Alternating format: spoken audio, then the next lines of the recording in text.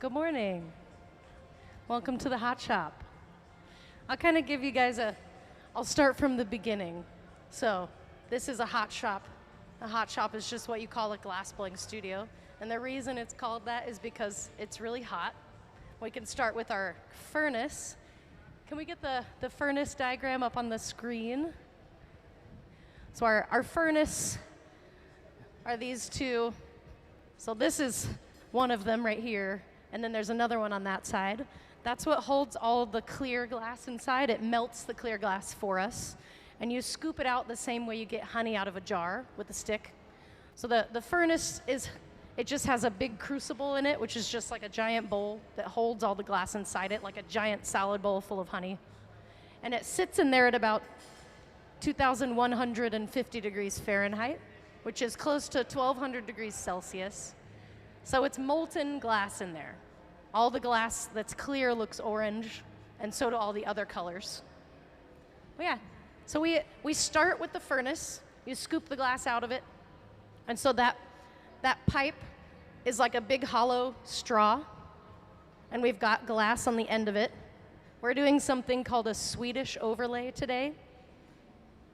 It's just overlaying color on top of another one. Glass blowing is a layering process. So we're adding layers to the bubble.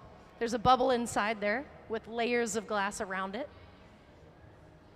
Greg is our artist today. He does a lot of Swedish overlays and what are called cameos, which is a design in glass, where you take the layers of the glass, and once the glass is cold, you carve into it with like a saw. You carve into it, and you can see the layers, and you make really intricate patterns and designs. So he's making what's called a blank, which is just the layers of glass around each other. And then he's going to take it once it's cold and carve into it for some designs. He's using these pieces for a residency that he has later this year here. So he's doing prep work for the residency in December. Yeah. Let me know if any of you have any questions. That's kind of a quick overview of what's going on today. Yeah. And you can hear me okay? Okay. Just checking, make sure.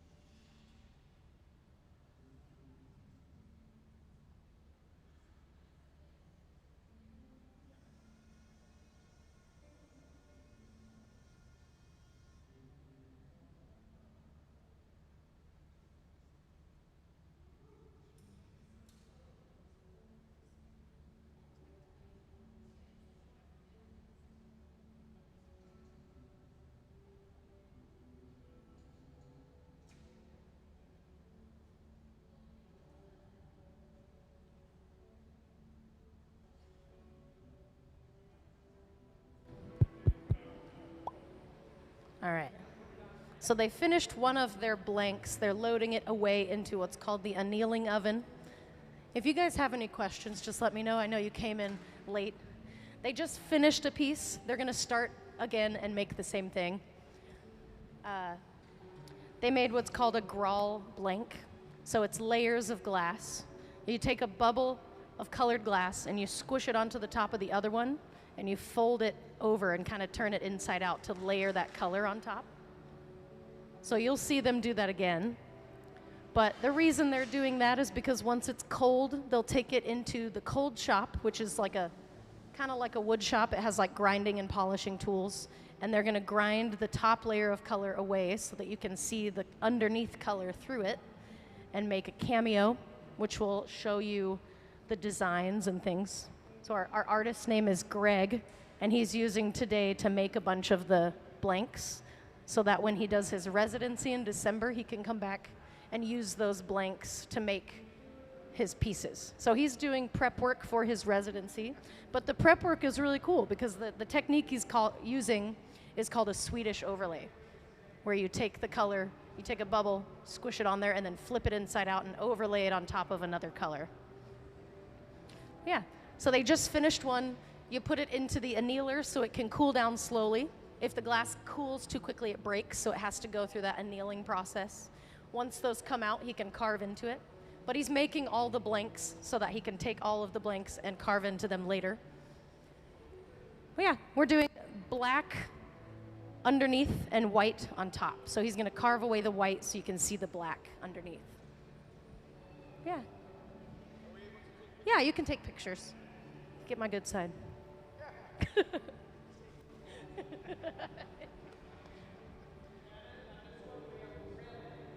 Oh, it's red. Okay. Red on the inside of this one. There you go. All the colors look orange when they're hot, so it's hard to tell. They'll all be different on the inside. Okay. Got it. Okay, sorry about that. Yeah, so the first one we did was black and white. The next one will be red and white. If anyone has any questions at any time, feel free to let me know. Yeah.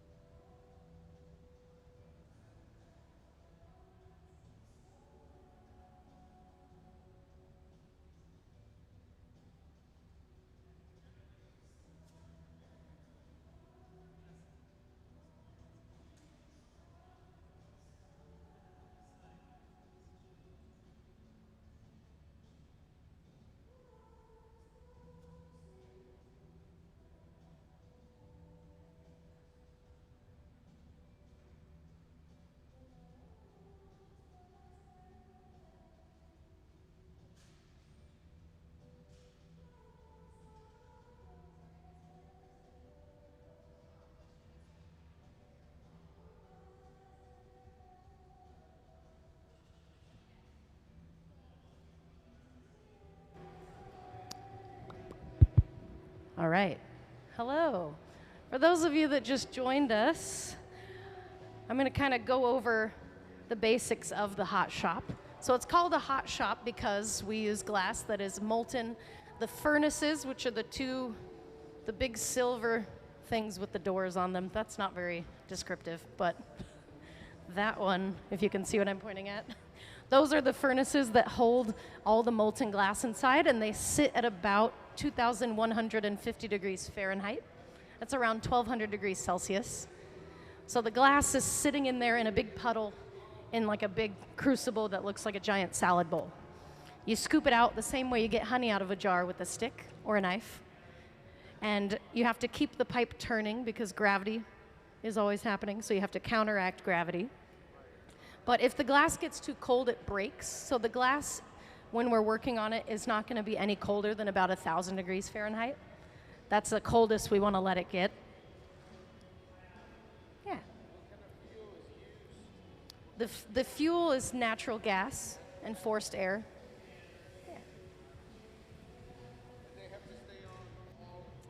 Yeah. The furnaces stay on all the time. Yeah.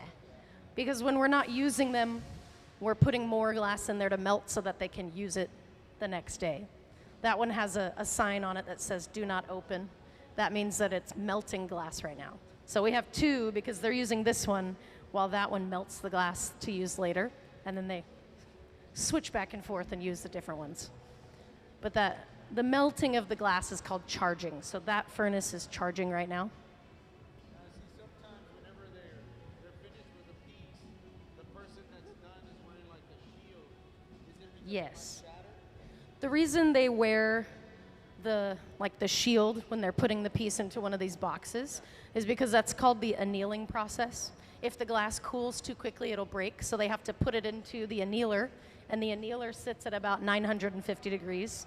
So they put all that protective gear on because they have to go into the oven and set the piece down. So that's just safety gear that keeps them from getting burned from just putting their face into a 950 degree box. Yeah. It's all aluminized so they can wear it and it protects them from the heat. Yeah. Is it the same thing as like what the people wear when they go to the volcanoes to kind of analyze them? I don't know. I'm not sure. Probably. Yeah, it's aluminized so it can withstand that temperature. Yeah.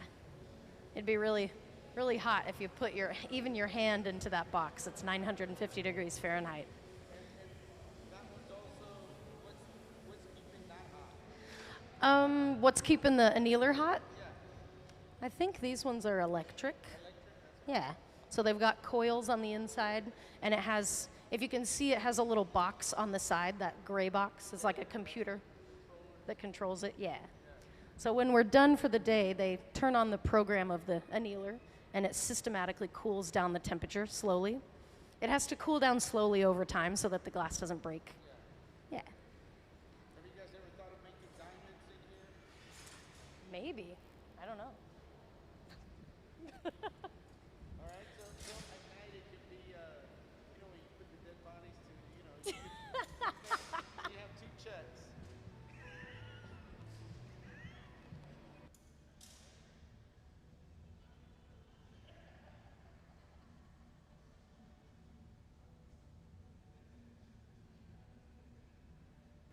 If anybody has any questions, just let me know. You guys have any questions? What they're making right now, they're making what are called blanks. Glass blowing is a layering process, so they're adding layers of color. They're putting a layer of color on the outside. Once it cools down, they'll grind away at that outside layer to have the inside layer come through. So they're making graal blanks for cameos so that they can make Greg's work. Greg is somewhere over there. I would say he's the one in the blue shirt, but all of them are wearing blue shirts. But he's the main artist. They're making components for his residency that's in December. So he's going to take these blanks and carve into them and make designs. And then once they have the designs, They'll bring them back up to temperature in one of the annealing ovens, one of the boxes. They bring the temperature up slowly. They'll pick them back up on a stick and blow them out into another design. We have some pictures of his work. I think they're working on getting all the photos ready to show, but we can show some of his work up on the screen in a little bit. They're doing what are called Swedish overlays. So they're taking a bubble and then squishing it on the top of another bubble and then flipping it inside out. So it'll flip inside out and cover the rest of it to make a layer of color on top. When glass is hot, you can manipulate it in all kinds of ways. So they're flipping a bubble inside out, and then they'll carve away at that inside out bubble to show the color underneath. It's kind of abstract. It's hard to explain without having visuals.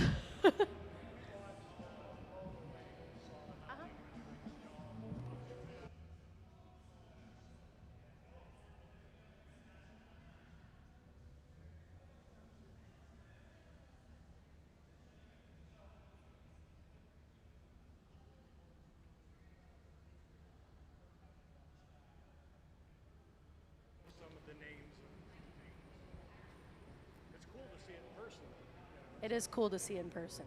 But let me explain to you what they're about to do, the Swedish overlay. So Sarah is one of the artists that works here. She has the bubble that's going to get flipped inside out. Greg over here has the main bubble that we're going to squish that bubble onto. So this is white glass that Sarah has. We're going to heat up the top of that so we can push it onto the main one that Greg has.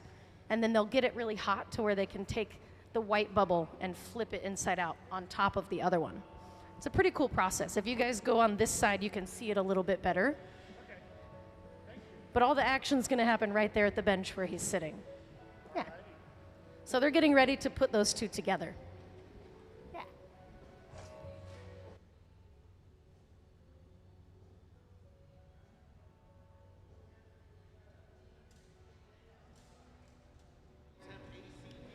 When it's hot outside, they have AC down here. Yeah. Which is nice, because not all glassblowing studios have AC unit. Yeah. Yep. But we're just about to get started with the Swedish overlay. Greg's got some special tools that are used for Swedish overlays. So there's a lot of specialized tools in glassblowing for specific processes. So he's got his Swedish overlay tools. He's also got in his hand right now a pair of diamond shears, which are glass cutting scissors that are shaped like a diamond. But we're getting ready to start our overlay. Sarah's gonna bring this bit of this white bubble over to Greg, and they'll guide them together and then break the white bubble off of the pipe that Sarah has and join it to the other one that Greg has. So the piece that Greg has right now is red. It looks orange just because it's really hot, but it's gonna be red, and then the white will go on top of it. We'll flip the bubble inside out. They'll carve away at the white, and the red will come through. So here we go.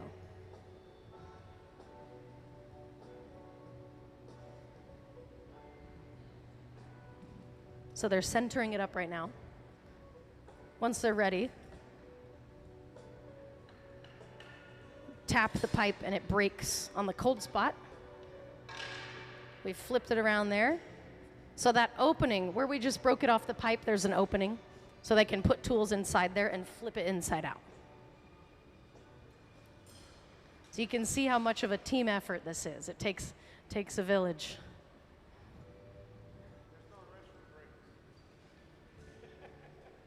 I mean, if there's enough people on the team. Yeah. I could.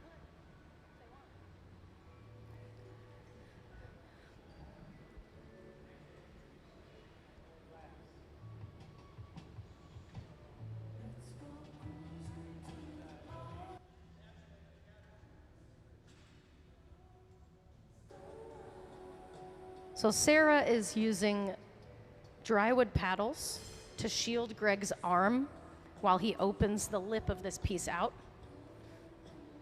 Might be making it a little hard to see, but it's making it to where he's not getting too hot. The glass is really hot. There's a lot of heat radiating off of it. So those paddles act as shields for his arm. His arm would get really hot. You could get a blister just from how hot the glass is. Heat is radiating close to your arm. So the shields are necessary for the process, even though I know they block your view a little bit. But he's slowly flipping that white bubble inside out. You have to do it little by little because the glass gets cold and stiff, and then you heat it up so you can do it a little more until the glass gets cold and stiff. And you just keep going until you get it all done. So he's opening that up. Yes, patience is important in glass blowing. So he's using the Swedish overlay tools right now to push that bubble back towards the pipe because he wants to fold it all the way over to where it covers the whole bubble. So that white glass is going to be on top of the entire thing. And underneath it is red glass and a bubble inside it. But the glass around that bubble is really thick right now because he's got to carve into it while it's cold, and then he'll pick it back up later and blow the bubble out. So it's a multi-step process. Right now he's doing the very first few steps of the process. And Greg has a residency here later in December to finish the rest of the process.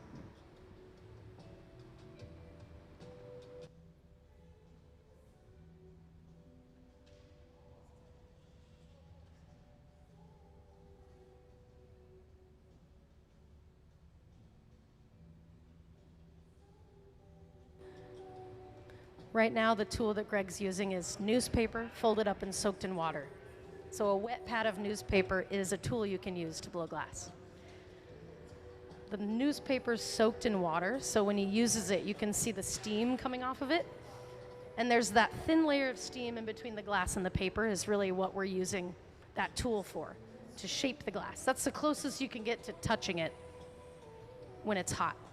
You can use the pad and squeeze it with your fingers to create like curves and lines. Yeah, so he folded that white bubble all the way over.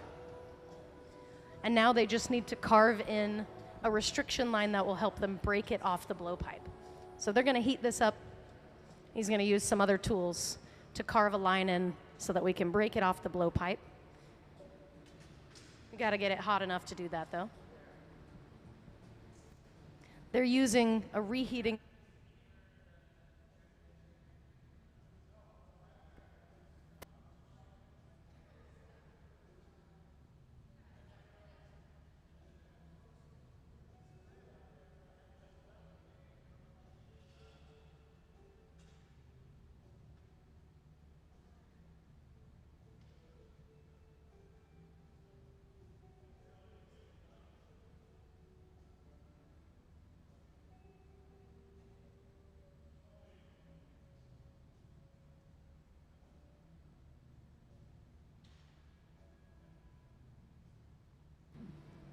Check.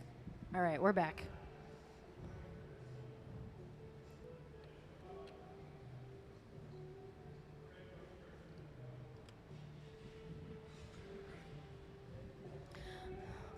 But what I was saying was the reheating chamber. Gabe is the one with the pipe right now. He's reheating the glass in the reheating chamber. It's a big barrel of fire that's the same temperature as the furnace, but the furnace is where we melt the clear glass. The reheating chamber is where we work on the glass. So as it gets colder, it gets stiffer. You have to reheat it. So we'll continually go back and forth between the bench where they're working right now and the reheating chamber right over there. They've got to reheat the glass in there so that they can sit down and work on it until it gets too cold, back and forth. They're blowing the bubble in there right now. So there's a bubble inside. Gabe is blowing in the mouthpiece, and it's a big metal straw. So he's blowing into the pipe, and the air is going into the piece. They're blowing it up slowly, little by little. So there's not a big change, but you can see the bubble is growing, stretching the glass.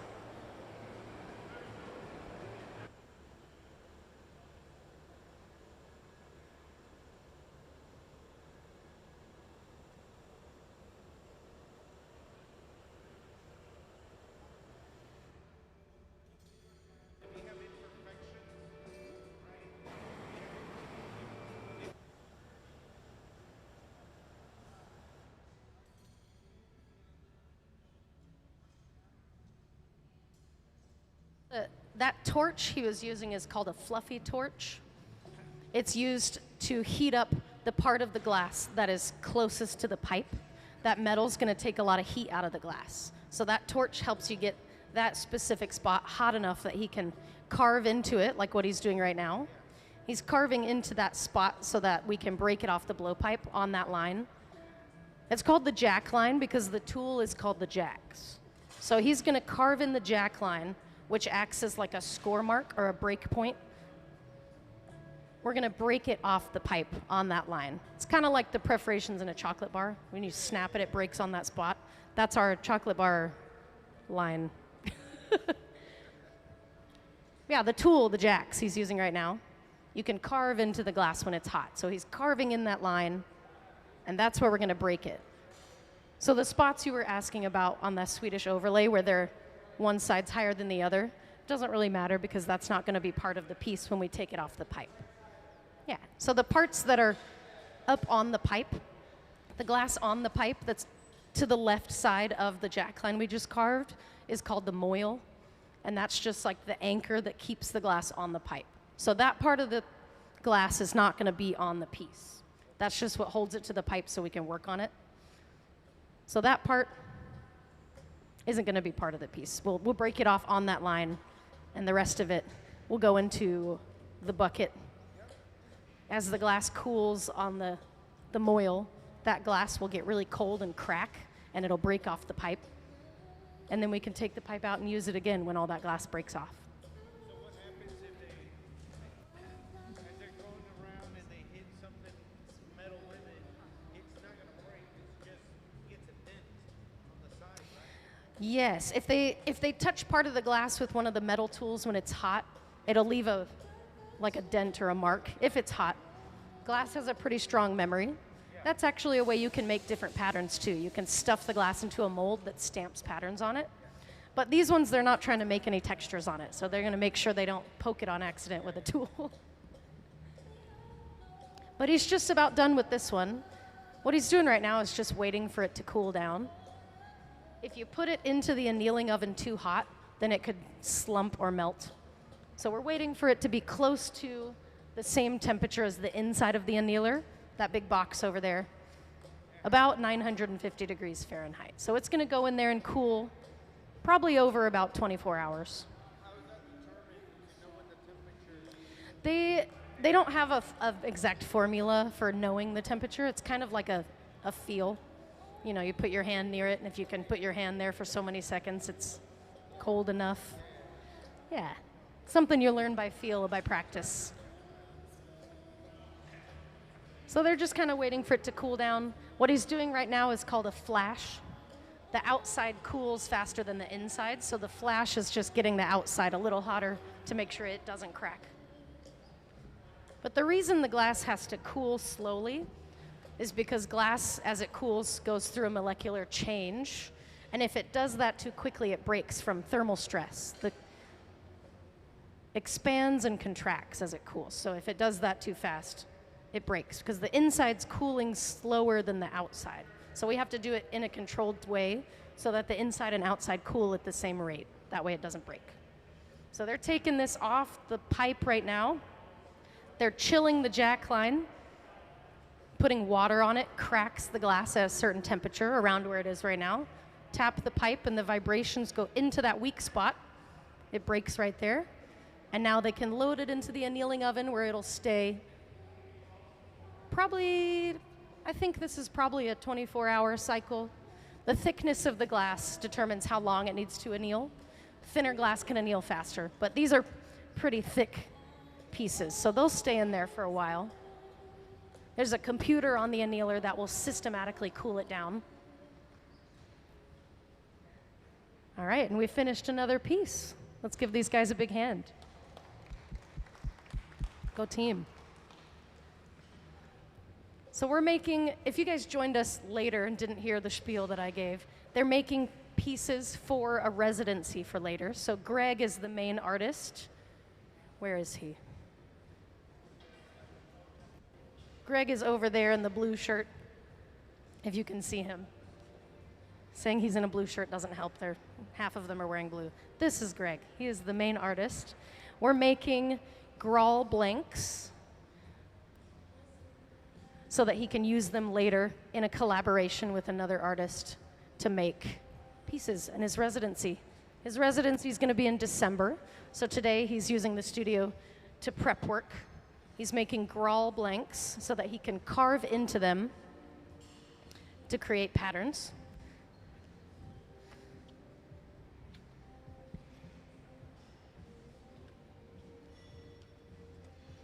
I'll read you a little blurb about him. And the other artist he's collaborating with, Aya Oki.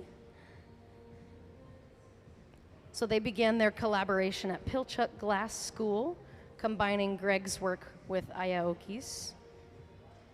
We can see some of their work up here. This is one of Greg's pieces. So we're working towards an end goal similar to that, but a collaboration, it'll look a little different. So he's making the blanks so that he can carve into them when they're cold. If you carve the outer color layer, it'll show the inner color layer through it. So he's making a bunch of different blanks today so that he can carve through all of them when they come out of the annealer. They're cold. You can take them to a grinding saw or a flat wheel, things like that, in what's called the cold shop. This is the hot shop because you work with the glass when it's hot. The cold shop is where you work with the glass when it's cold. So you can carve into it to create designs. And we have I think we have a drawing, a cameo layer drawing, if you could put that up on the screen. So you can carve into the glass. We've got the side view there in the middle has the cutting wheel. You can cut into that outer layer, carve into it, and take the top layer out so that you can see the layer underneath. And then there's another cameo layer slide that shows kind of how the graal blanks will look after he carves into them.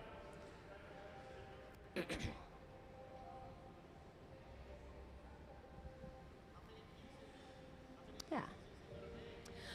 I'm not sure how many he's going to get made today. It just depends on how fast the team goes. But they've got prep work for a bunch. How many do you think you'll make? We're shooting for 12 pieces. Oh, we're starting with the easy ones and getting harder. Colors on the overlay and one on the inside. Oh, so this one has multiple layers. Red, it's going to be red on the outside, white under that, and then I have cobalt blue inside. Okay. So this one they're working on has an interior color, a middle color, and an outside color. So it's all layers. They'll layer them up, and then he'll carve away at the layers. If you cut really deep, you'll see the most inside piece, or most inside color. So it'll be multiple different color layers showing through. But for their residency, Greg is an engraver. He'll blow layers of colored glass and then engrave into the layers with diamond wheels to make intricate imagery. That's called cameo engraving. So he's getting the blanks of glass ready so that he can engrave into them when they cool down.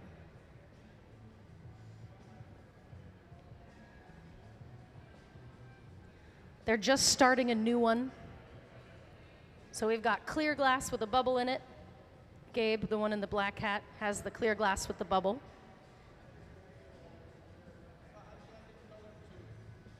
So Greg has the color right now. He's got a big bar of color.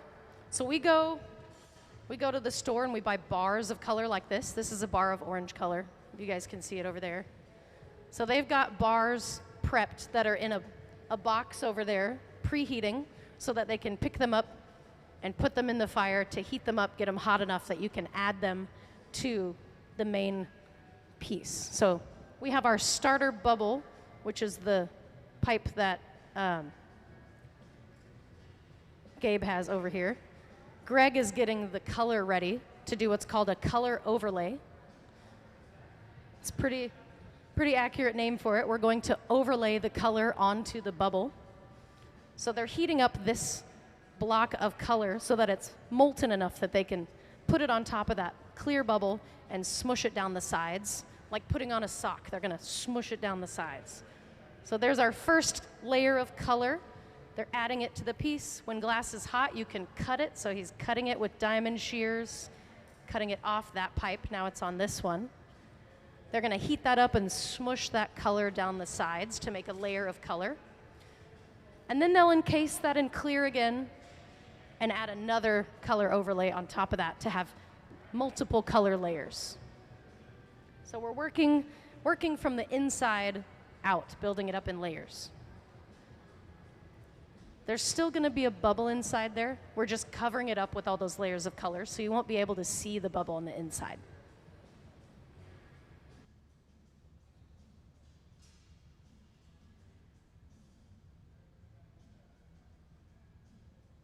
So now Gabe is over there smushing the color down the sides, covering up that bubble with our layer of color.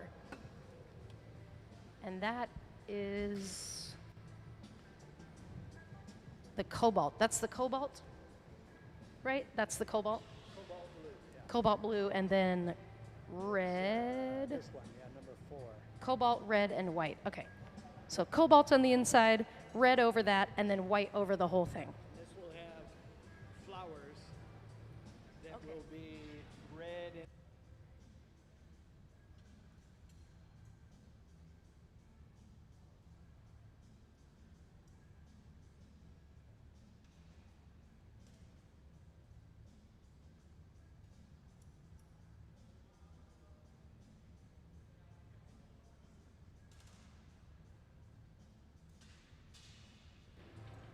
So over here, they just did another color overlay. This is going to be the white that goes on the outside. So while they're working on the main piece over here, Sarah and Ben are getting the Swedish overlay ready. So this white is going to get blown into a bubble. Once they're all ready, they'll meet at the main bench, and they'll attach the white bubble to the main body. And that white bubble is going to get flipped inside out to cover the rest of the other piece. It's pretty cool. Those temperature and timing are really important in glass blowing, so it takes a team to make it all line up. So while they're working on this component over here, they're working on another component over there, and when they're all ready, they'll meet together and they'll put it all together onto one stick.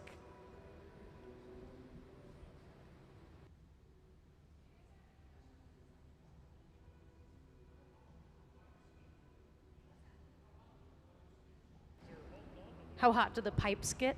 So they only get hot as far as you put them into the fire. So there's a part of the pipe between where they're holding it and where the glass is that is really hot that you don't want to touch. But it's kind of like working in the kitchen. You don't touch the hot part of the pan. That's a silly answer, but yeah. So there is a hot spot in between.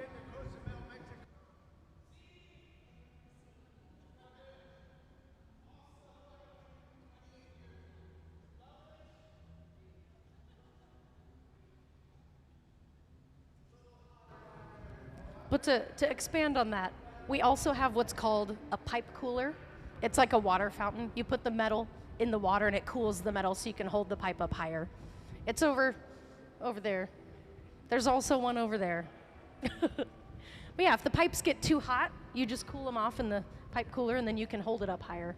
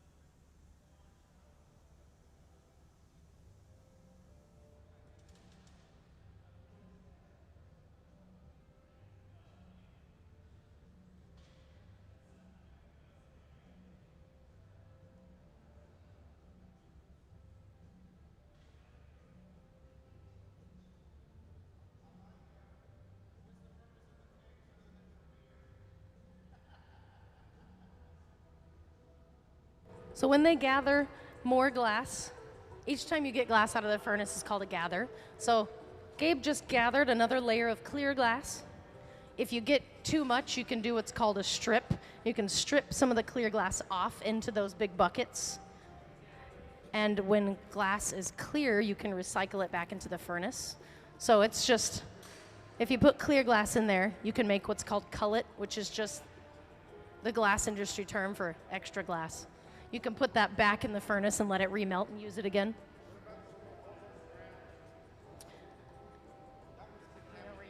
Yeah. So they'll cut little pieces off as we work, and all the glass that's on the ground there will just get swept up and tossed when we're done. What happens? Have they tried to use anything with, something that is contaminated? I guess once you put it in it melts it off, right? If you use like glass that's dirty or contaminated, that'll show up in the work. Yeah. So they really don't use that here. It could still be a piece of art. I saw in Houston they hung them up and had.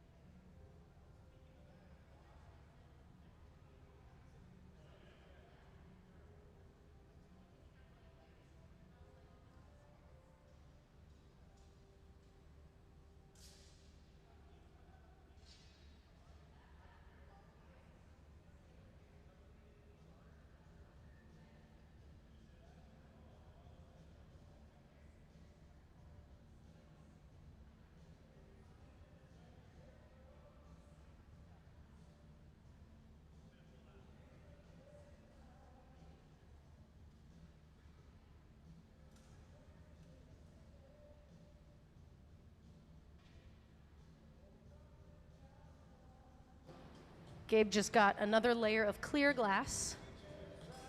We got a bubble in the piece, so we're cutting the bubble out. You can cut through glass with scissors when it's hot enough. So if you get a bubble that you don't want, you can pick it out, cut it off. That's what they just did. They're going to clean that up. But that's how you build the glass up, layer after layer, gather after gather. It's so molten in the furnace, you can't scoop all the glass out at once. Like Shrek, like onion.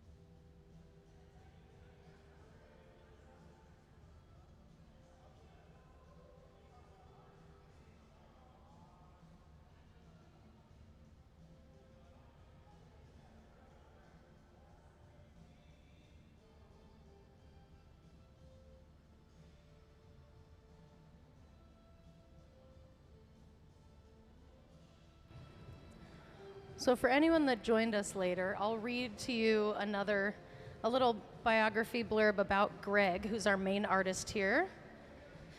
He learned to blow glass in 1990 at the Appalachian Center for Crafts in Tennessee. He learned to engrave at the Pilchuck Glass School from a Czech engraver. He's been engraving on blown glass ever since then, specializing in cameo engraving, which is what he's created these pieces for so that he can engrave into them once they're cooled down. In 1998, he moved to the island of Cozumel, Mexico. There he opened a studio and a gallery named Galeria Azul, where he still to this day creates and sells his engraved glass vessels and lamps. He's taught classes in hot and cold glass at Pilchuck Glass School, 6 separate occasions since the year 2000. He's had various solo and collective exhibitions in different museums of Quintana Roo, Mexico. But he's been blowing and engraving glass for 35 years. He says, I always put imagery in my pieces by way of engraving. The beauty found in all aspects of nature, plants or animals, is what inspires me and my imagery. I strive to make pieces that the viewer, be it myself or anyone else, thinks, wow, that is beautiful. If I achieve that, then I feel successful. So that's a little bit more about our artist that's working today.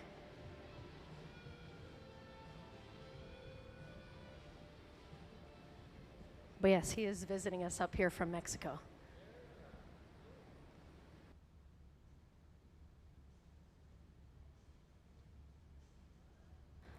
So the team's getting ready to do a Swedish overlay.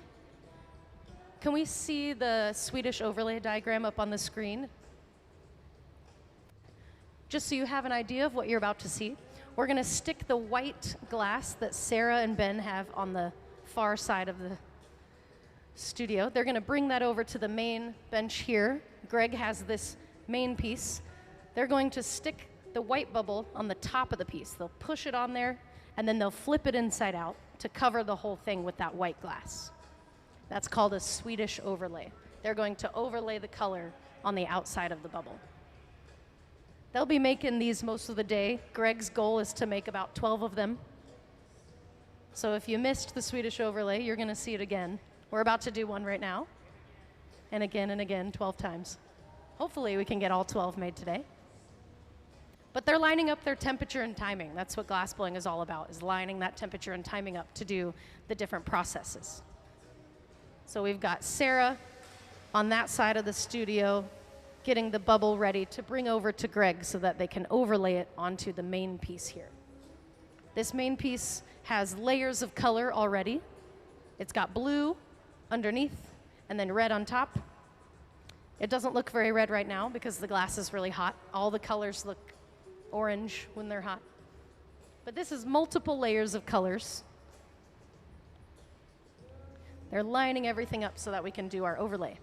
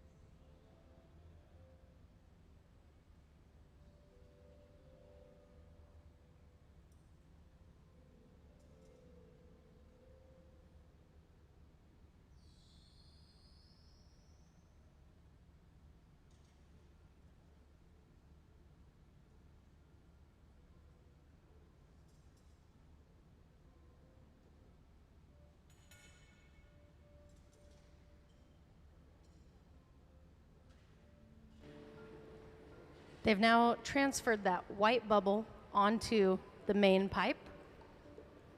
They broke it off the other pipe by chilling that line they carved in, and then they tap the pipe, those vibrations go into the cold spot and it breaks. So now they've broke that spot, there's a hole that they can go into to turn that bubble inside out. So they're gonna start doing that. They can't do it all in one move, so they're gonna little by little start opening the lip of that white bubble to flip it around. We've got some specialized tools that are made for this specific process that Greg will grab and use. They're heating the glass up in our reheating chamber. As the glass gets colder, it gets stiffer. So they reheat it, that way they can work on it until it gets cold and stiff, and then you reheat it back and forth. Sarah here is shielding Greg's arms from the heat coming off the glass. They're just drywood paddles you can use to block the heat so that your arm doesn't get super hot. So he's slowly opening that up. They'll heat it back up and do it a little bit more until we flip that bubble all the way inside out and it covers the whole main body of the piece so that it's white all on the outside. And white glass is what we call a stiff color. It heats up really slow and cools down really fast. So it's one of the more difficult colors to work with. And he's doing a Swedish overlay of it, which is really hard. He's making this look easy, but doing a Swedish overlay with white glass is a difficult thing to do. But he's slowly pushing that white bubble down over the main body of the piece until he gets that whole thing flat, pushing it towards the pipe.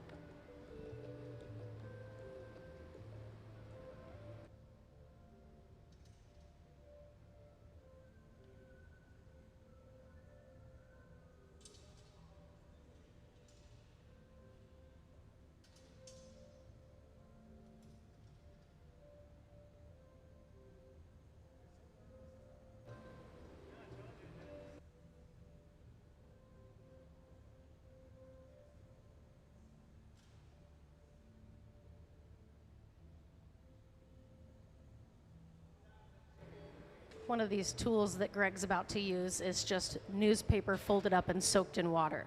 That is the tool he's using right now. Wet newspaper. It creates steam when you touch it to the glass. It's pretty cool. And now he's using a Swedish overlay tool to help push that glass down the sides. You can see it opening up and flipping inside out there.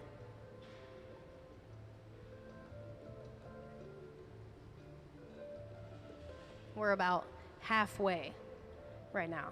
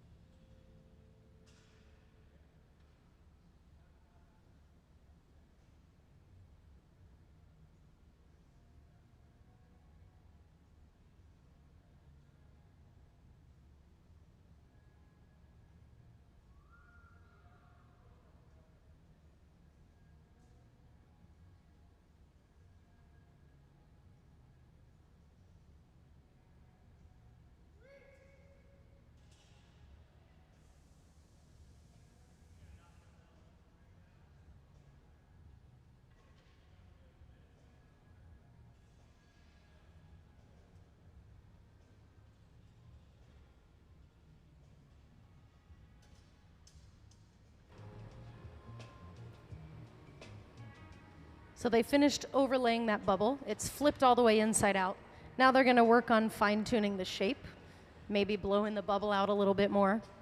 You can't see it, but there's a bubble inside of those layers of glass. They can blow that out to get it into the right shape so that we can take it off the pipe and he can engrave into it.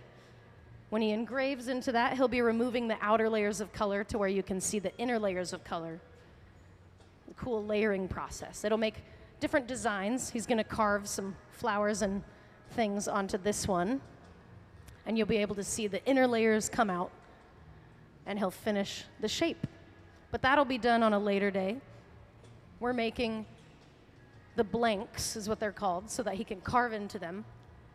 In December, he's got a residency. He's going to come in and reheat these pieces, pick them back up, and blow them out into different forms.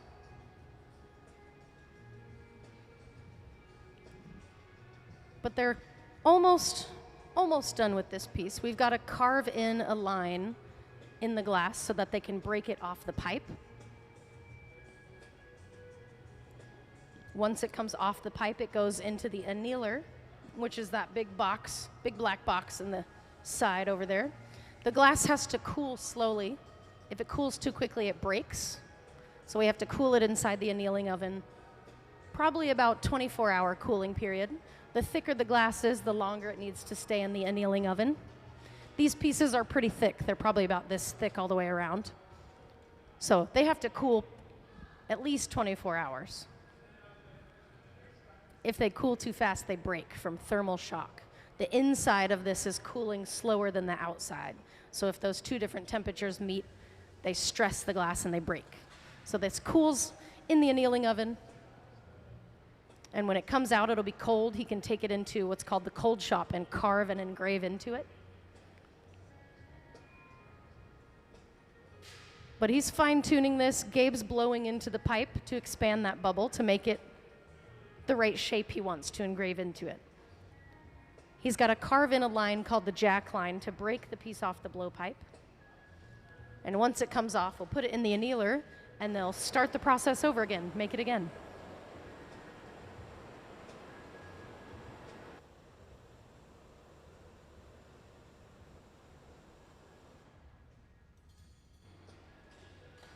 That torch that Greg just used is called a fluffy torch. The glass closer to the metal pipe gets colder than the glass that's farther away. So we have to heat that part up, get it really hot with our fluffy torch so that we can carve into the glass to get it off the pipe.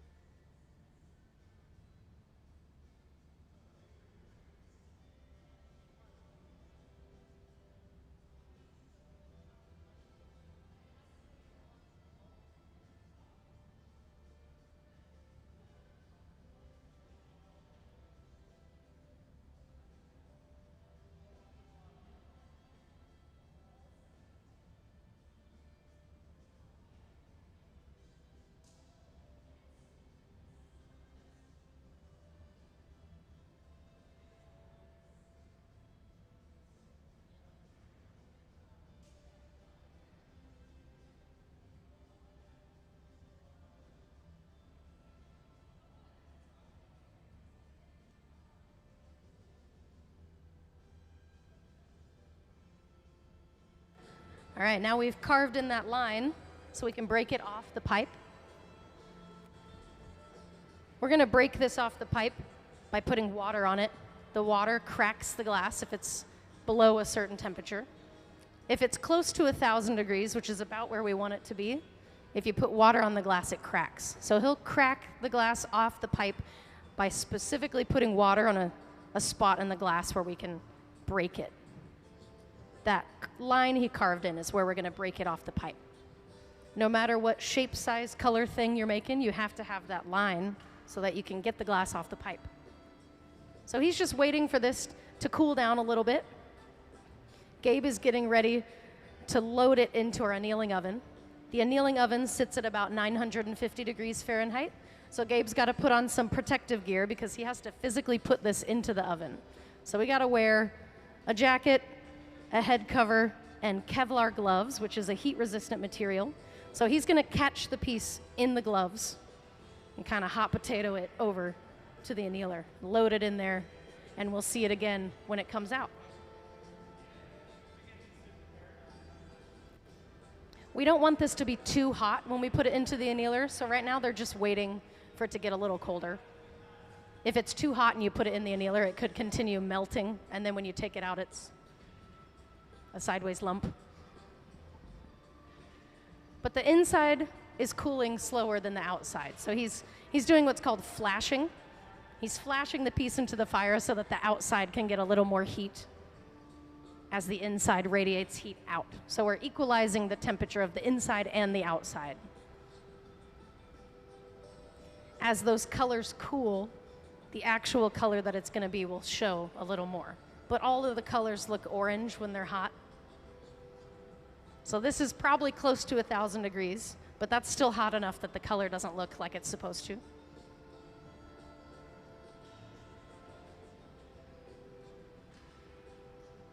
So Ben and Sarah on that side of the stage have already gotten started with the next one. They're getting the color ready while they finish up this one over here. So he's got a tool that has some water on it that he's putting on that jack line. That water is cracking it.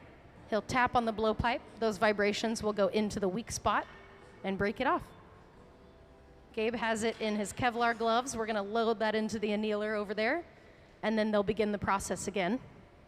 Ben is bringing Sarah a color overlay, if you can see it over there. They're adding color to the piece.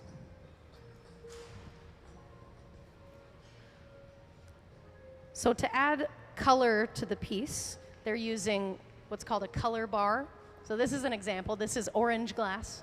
They have chunks of these in like a little mini oven over there called the color box. It heats these chunks up so that you can pick them up on the end of a stick and add them to your piece.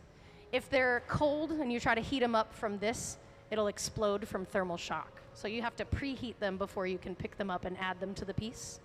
So they just added a layer of color to a clear bubble over there.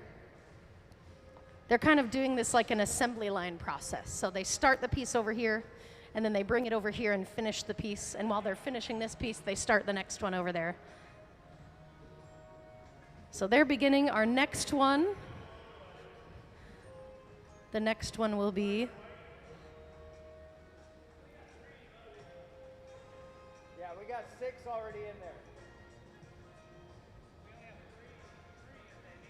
white over black. 7 and 6. So now we're going with 5. All right. We got our plan laid out here of which colors are going to be what.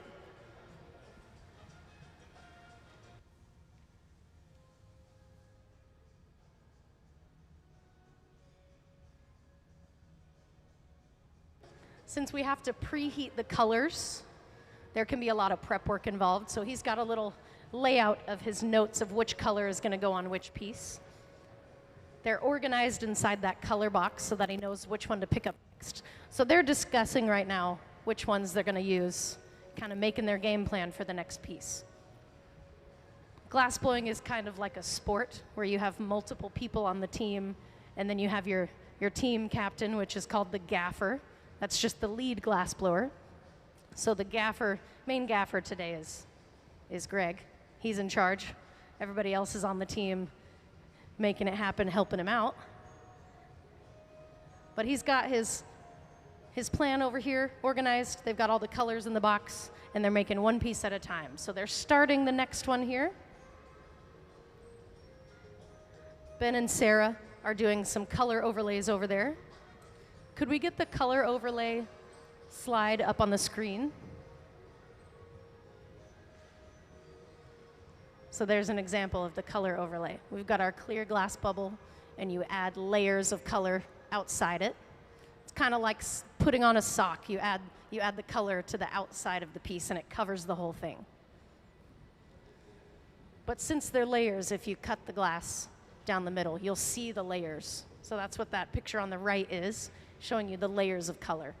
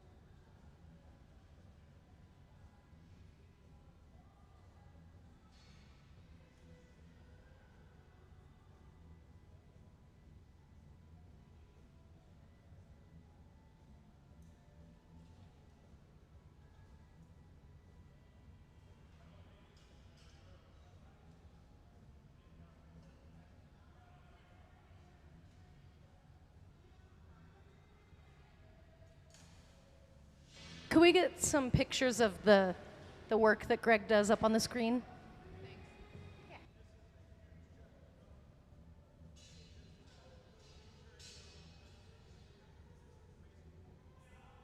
In December, he's going to do a collaboration with another artist, and this is some of her work. That's them too. Yeah.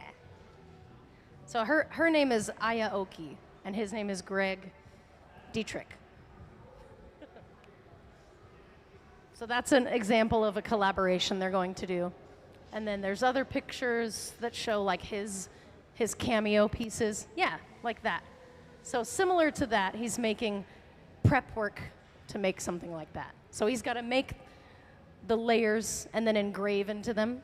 And then once it's engraved, we'll heat it back up slowly and then pick it up on the end of a blowpipe so that he can continue to blow the bubble and shape it and make it into one of those pieces with the engravings on it.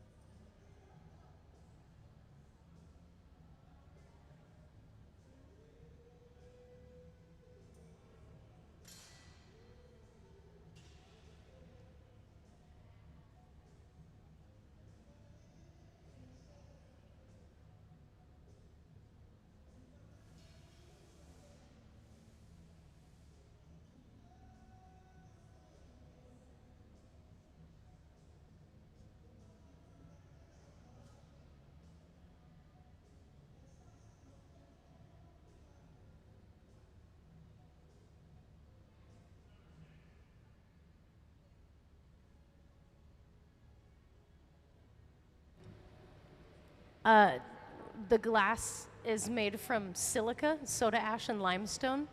And silica is in sand, but we use silica derived from quartz now because it's more pure and clear. Yeah, it's mostly silica, which is found in sand. But it's, yeah, soda ash, silica, and limestone is the main ingredients for the glass that we're using. There's different formulas for glass depending on what you're going to use it for. But this is soda ash, silica, and limestone. Yeah.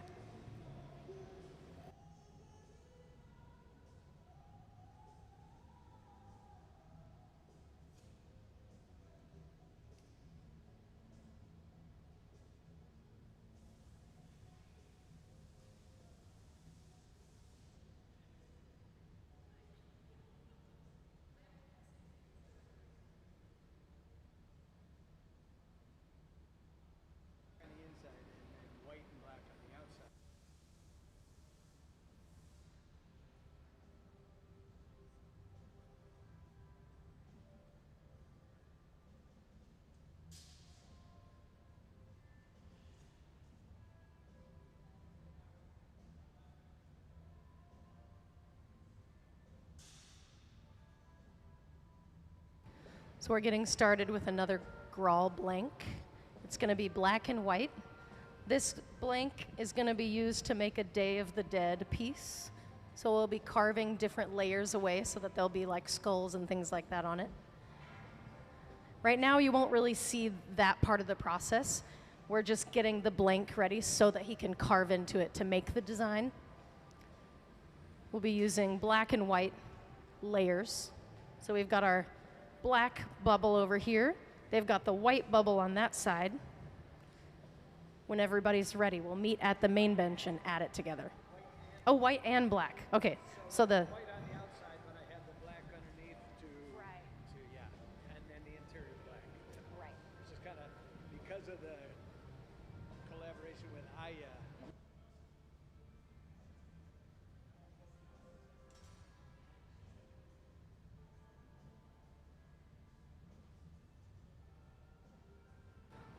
So for the Swedish overlay that we're going to do, the glass blowing that we're doing is all about the layers. And it's kind of an abstract way of thinking. So this piece has clear with black on top. Their piece over there is white glass right on the pipe with clear on it and a layer of black on it. They're going to take the bubble over there, stick it to the main one here, and then flip it inside out. So the white is on the inside right now, but the white is going to end up on the outside of this other bubble. So they're going to flip that bubble inside out on top of the other one to make black and white layers. It's kind of an abstract process. I hope the way I'm explaining this is making sense. Let me know if it's not, and I can elaborate.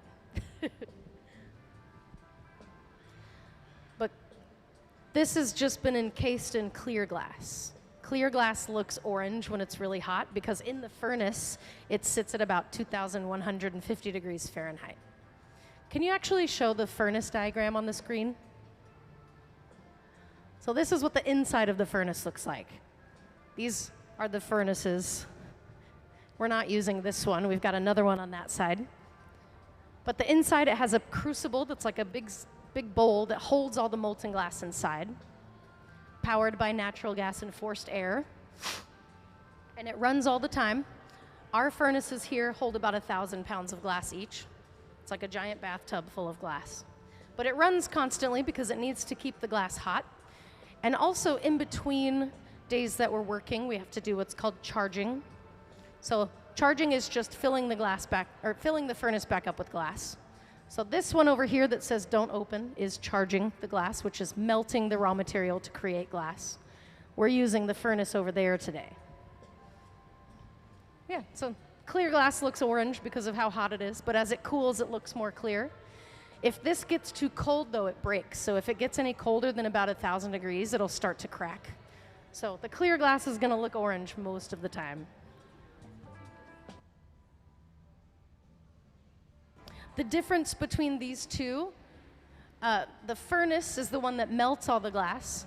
This one is called the reheating chamber or the glory hole. Can we see the glory hole diagram? Yeah. So that is also powered by natural gas and forced air, but it's used to reheat the glass to keep it from breaking. When we take it out of the furnace, it starts to cool. If it gets too cold, it breaks. And the colder it is, the stiffer it is, so you have to reheat the glass to continue working with it. So they're going back and forth mostly between the bench with the tools and the reheating chamber to get the glass hot again so that you can continue to shape it. But they're encasing it in layers of clear out of the furnace in between. So that one is for getting more glass. The glory hole is for reheating the glass that you already took out of the furnace. Does that make more sense? Yeah. They're the same temperature though. One's a big barrel of fire and one is a pot full of glass. But he just encased it in more clear glass. He's making his way over to what's called the pipe cooler, which is pretty self-explanatory. It cools down the pipe. It's just like a water fountain. The water cools down the metal so you can hold it up higher.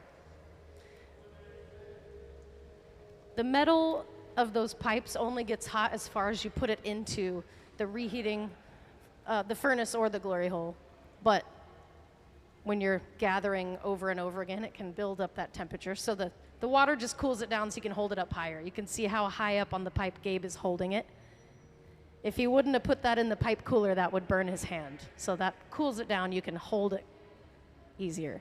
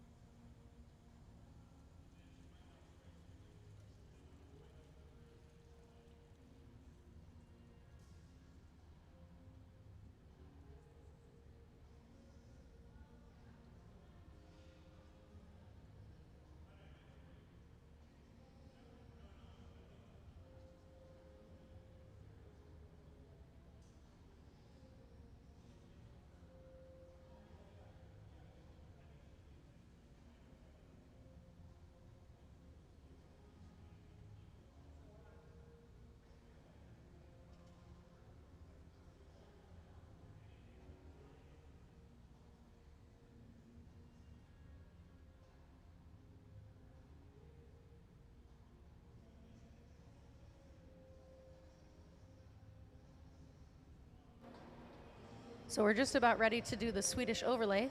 We've got our bubble over there that's white on the inside and black on the outside. Sarah's bringing it over here to heat up the top of it so that we can attach it to the piece that Greg has. So we're lining up that temperature, that way we can stick them together. Hot glass will stick to other hot glass because if they have the same viscosity, they kind of flow together. So they're trying to get these into matching temperatures so that we can stick them together.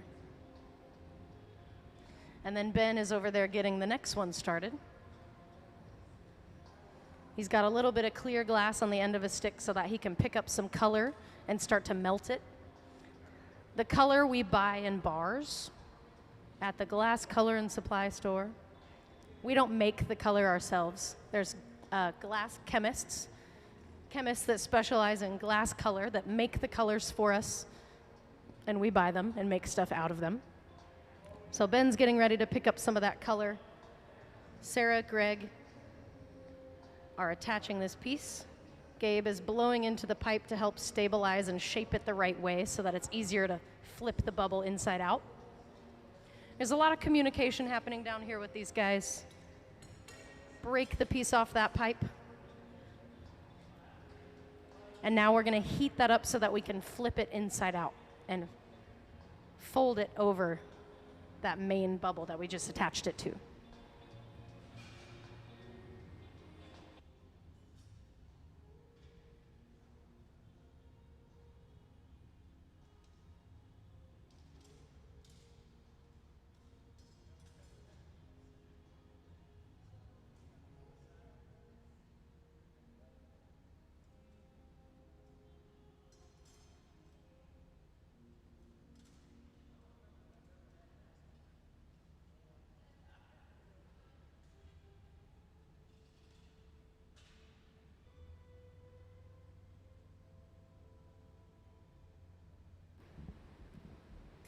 Greg is getting the process started of flipping this bubble inside out.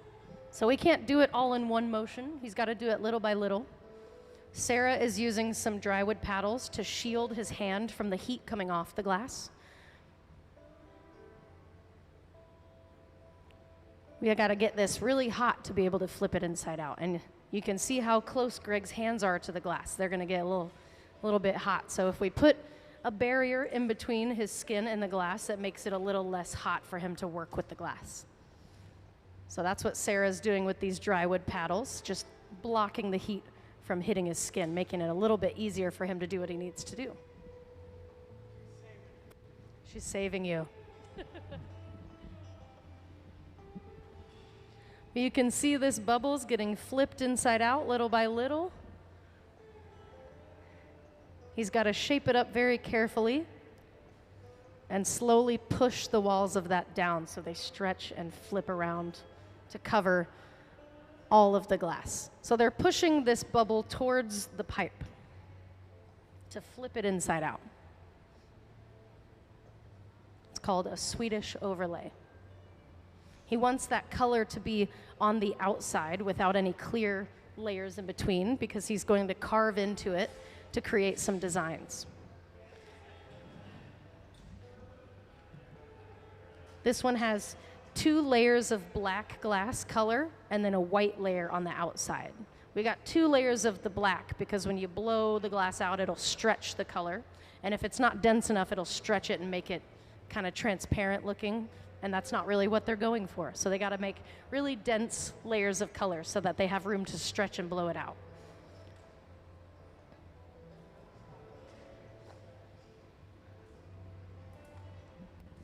But Greg is using a pad of wet newspaper to shape the glass right now. As long as the newspaper's wet, you can use it as a glass blowing tool.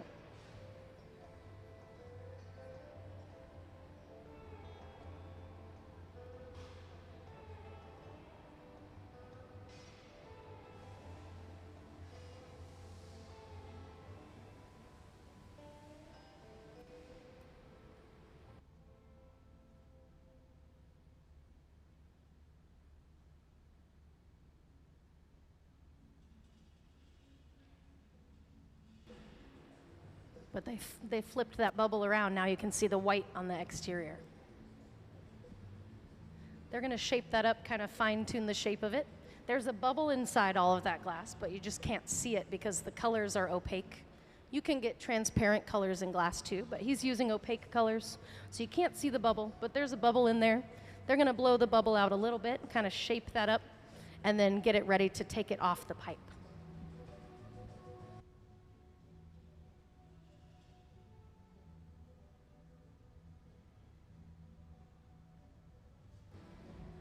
Right now, Greg is using a tool called the Marver, M-A-R-V-E-R. It is a steel-top table that shapes and cools the glass when you roll it on there. So he's rolling the glass on there to shape it up, which is also cooling the outer skin of the bubble. Any glass that touches a metal surface like that is going to get pretty cold really aggressively. So he's trying to equalize the temperature of the inside versus the outside. So cooling the outside of the bubble while heating up the inside of the bubble is going to allow them to blow and stretch the bubble out evenly so that those colors and the shape don't get distorted. We've also got this torch behind Greg here that's called a fluffy torch. He's going to use that to torch the glass that's closest to the metal pipe That's colder than the glass that's farther out. We've got to heat that part up so that he can carve into the glass to put a restriction line in it. That way we can break it off the blowpipe. No matter what size, color, or shape thing you're making in glass, you have to carve in this line so you can get it off the pipe. So he's working on shaping it so that he can carve that line in and break it off the blowpipe. And Sarah and Ben over there are getting ready to start the next one by getting some of the color bars melted and hot and beginning our next Swedish overlay bubble.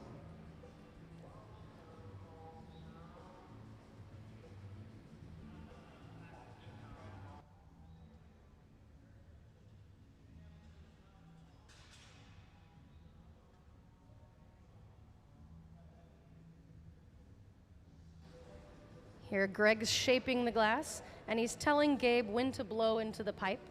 Gabe is blowing into the mouthpiece, and that pipe is hollow all the way through, so it's basically like blowing into a straw to inflate the glass. It might not look like it's inflating, but that bubble is kind of slowly stretching and getting bigger.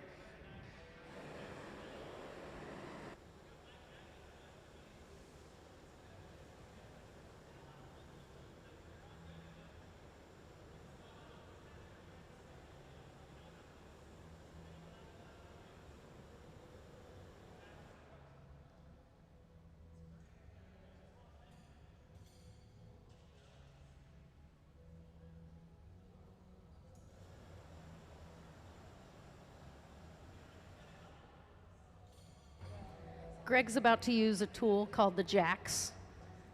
They're also made of metal like the Marvers, so he preheated the blades of the jacks by using the torch to get them hot.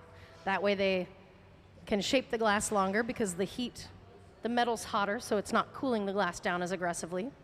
And now he's carving in our jack line with the jacks so that we can get this off the blowpipe. When glass is hot enough, it's pliable and malleable. You can push it, stretch it, carve into it. So as the glass gets colder, he's squeezing those blades harder. And then it eventually gets cold enough that it's stiff, and we've got our line carved in. But the consistency of glass is a lot like honey. When it's hotter, it's moving, and as it cools, it gets stiffer. So temperature and timing is all what glass blowing is. Temperature and timing to figure out the right way to do the moves that we want to do to make the pieces we want to make.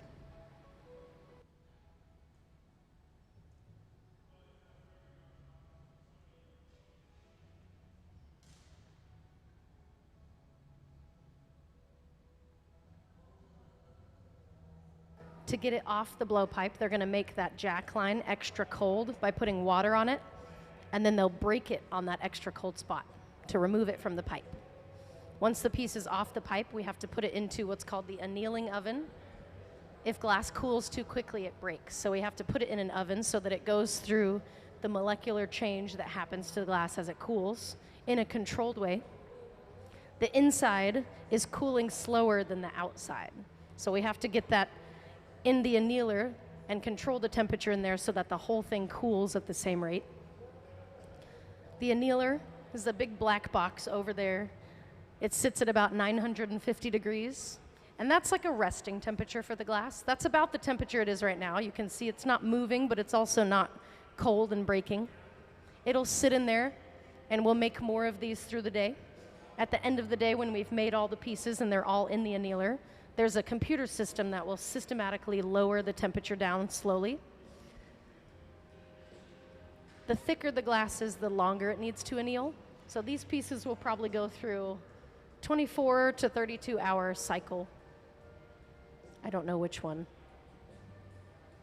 But it'll cool down slowly. Once they're cold, we can take them out, and he'll put these into what's called the cold shop, which is when you work with the glass when it's cold. You can grind and polish the glass.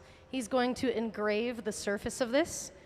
When he engraves it, that white layer on the outside will get removed, and it'll create a pattern through the type of engraving he's going to do called a cameo. So he'll engrave into the glass to create those patterns.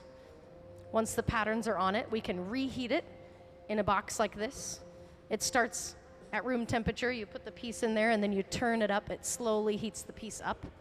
And then once it's close to about 1,000 degrees, you can pick it up outside of that on another stick and blow it out into a piece. So he's got to cool this down and then engrave into it, then reheat it, pick it back up, and make it into the piece. So it's a multiple day process. You're seeing the very first part of the process. He's got a residency in December where he's going to collaborate with another artist named Aya Oki. And they're going to use these pieces after they're engraved to make their final bodies of work in collaboration together.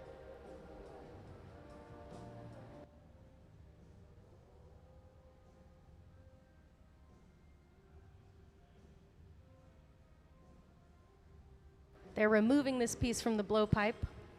We've got some Kevlar gloves that are a heat-resistant material, so you can hold the piece. It's still about 950 degrees Fahrenheit, so it's like a hot potato in those gloves. We got to get it over to the annealer, put it in there, and shut the door so that it can stay in there and cool down slowly in a controlled way.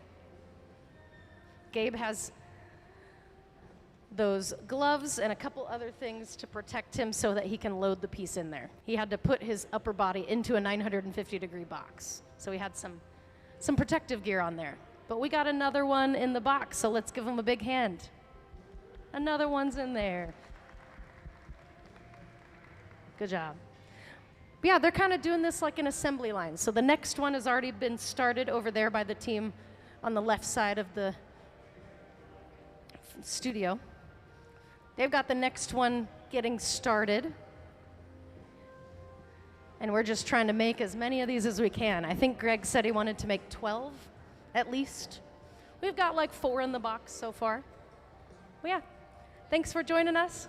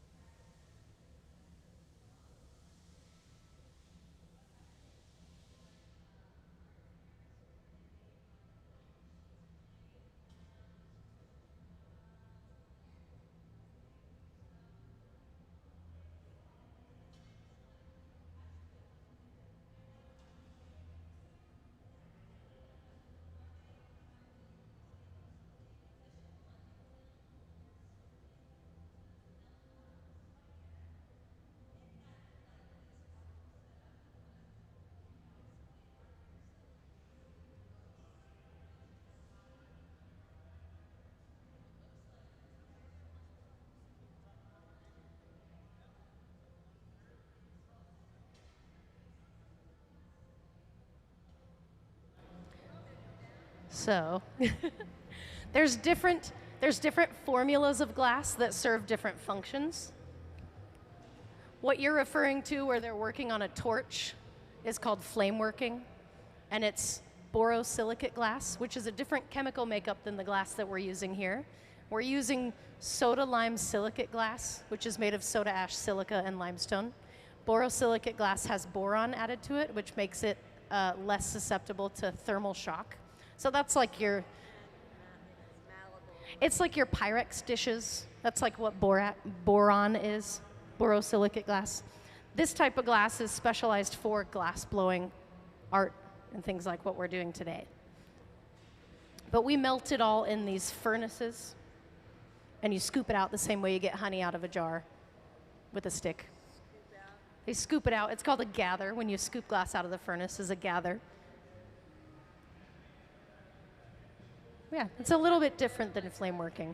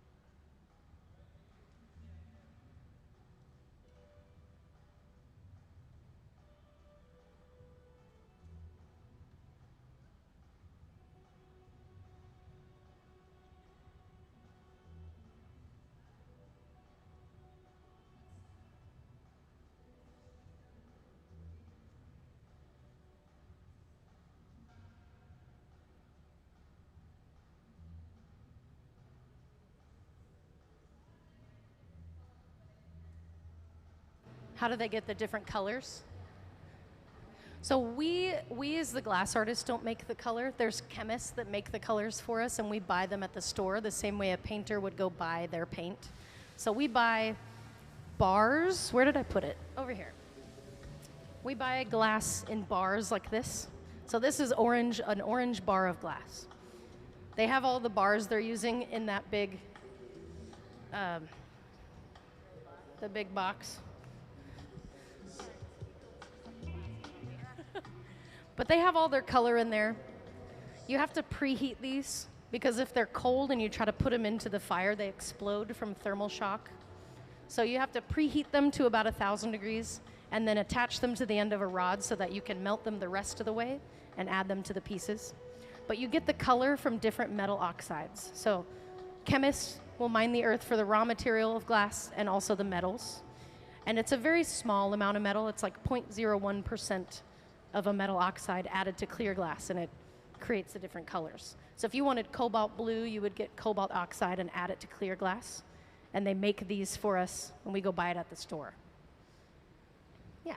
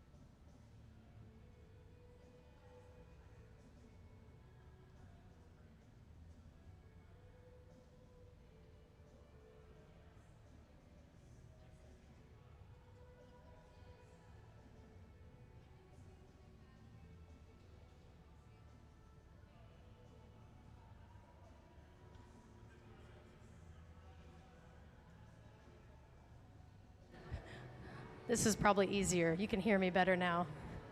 But today, Greg, right there standing up, he's the artist. We're making pieces and components for a later residency that he has in December. So we're making what are called blanks so that we can carve into them to make designs so that he can blow them out into something later. Glass blowing is like a layering process. So we're adding layers and clear layers and color layers to make a blank. It's called that because it's like the blank canvas. He's going to take it onto a grinding wheel and carve into it to make an image. And then once we have that grinded onto that, we reheat the glass, pick it back up, and blow it out into the shape. So it's a multiple day process. He's making the beginning of the pieces. So we've got to make the blanks to carve into them. So he's making all the blanks. And once they come out of the annealing oven, which is where they have to cool down slowly, once they come out of there, they'll take it into the cold shop, which is where you work with the glass when it's cold. This is the hot shop because it's where you work with the glass when it's hot. So they'll take it to the cold shop. You can grind and polish the glass in the cold shop. He'll grind some designs out into those blanks. Yeah, so it's a multiple day process. We're just at the beginning.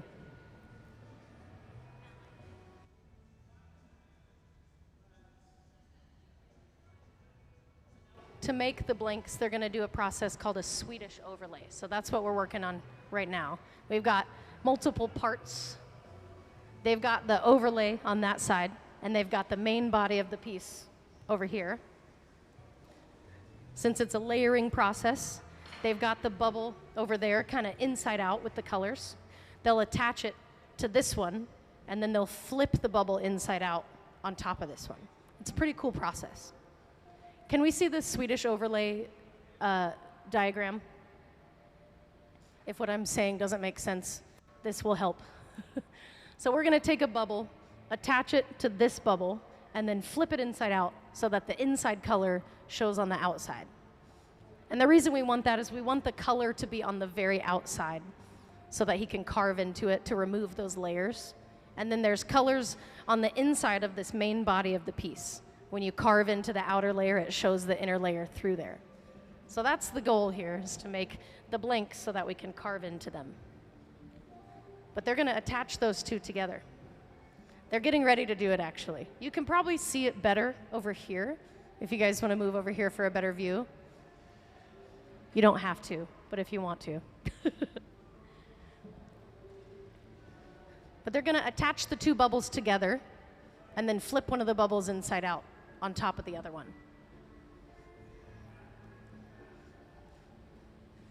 So Sarah has got the bubble that we're gonna flip inside out, and Greg and Gabe have the main body of the piece.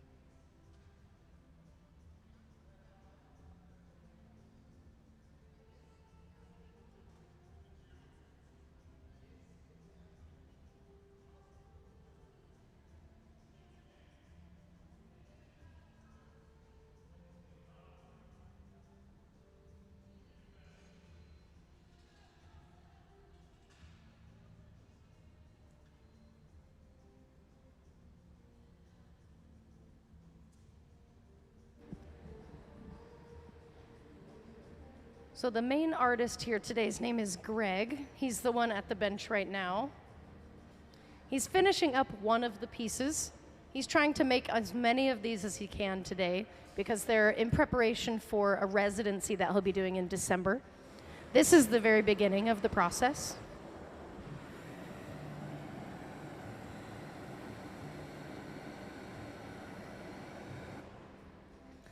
He's making what are called blanks.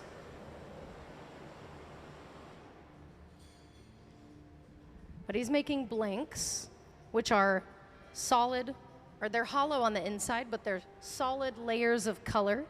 He's going to carve into the layers to show the colors underneath and create designs on these pieces. And once they're done engraving and he's got the pattern on there, we'll reheat these. We'll bring them back up to this molten temperature, pick them back up on a stick, and blow them out into the shapes that he wants to make. So this is the beginning of the process. We're making the blank canvas so that we can put the design on it to make the piece. But this one is done. They're carving a line in so that they can break it off the pipe. These have to cool down slowly in a controlled environment. They break if they cool too quickly. So that slow cooling of the glass is called annealing. We're going to put these into our annealer, which is that big box over on that side of the stage, the big black one kind of tucked underneath the stairs. This will go into that box at about 950 degrees Fahrenheit, which is a resting temperature for the glass. It's not too hot that it's melting, but it's not too cold that it's cracking. We'll put it in there and slowly cool it down. When it comes out, we'll take it out of the hot shop and go into the cold shop and engrave into the piece. So the hot shop is where you work with the glass when it's hot. The cold shop is where you can grind and polish the glass when it's cold. So once these come out of the annealer, he'll engrave the pattern, and then he'll bring them back into the hot shop, heat them back up, and make something out of them. Right now, he's just waiting for this to cool down. It's a little bit too hot to put into the annealer. But once it's around the same temperature as the inside of the annealer, he'll load it in there, and we'll move on to the next one. Just making as many of these blanks as he can.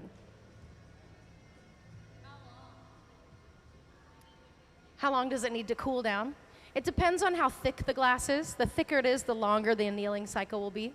These pieces are probably going to be in the annealer 24 to 32 hours. If we cool them too quickly, they'll still crack. So we have to make sure we cool them over the period of time that the thickness of the glass can handle. Because the inside of it is cooling faster or slower than the outside. And we have to make sure we control the temperature that they cool at the same rate. Otherwise, the glass gets stressed out and it breaks. So that's why we have to have it go through that annealing process. But we're about to load this piece in the annealer. Gabe right here is getting all of his protective gear on. He's got to put the top half of his body into the 950 degree Fahrenheit annealer to load the piece in there. So he's got all his protective gear. He's got a face shield, a jacket, and Kevlar gloves. Kevlar is a heat-resistant material. So he's going to grab the piece with the gloves. They'll break it off the blowpipe, and he'll carry it over to the annealer.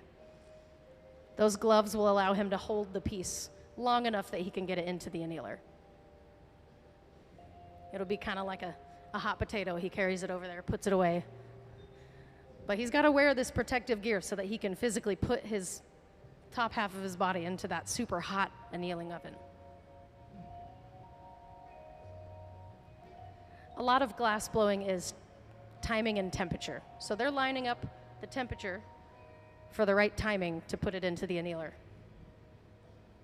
And then the team over on the left side of the studio, Ben and Sarah, are getting the next one ready to start making another one of these.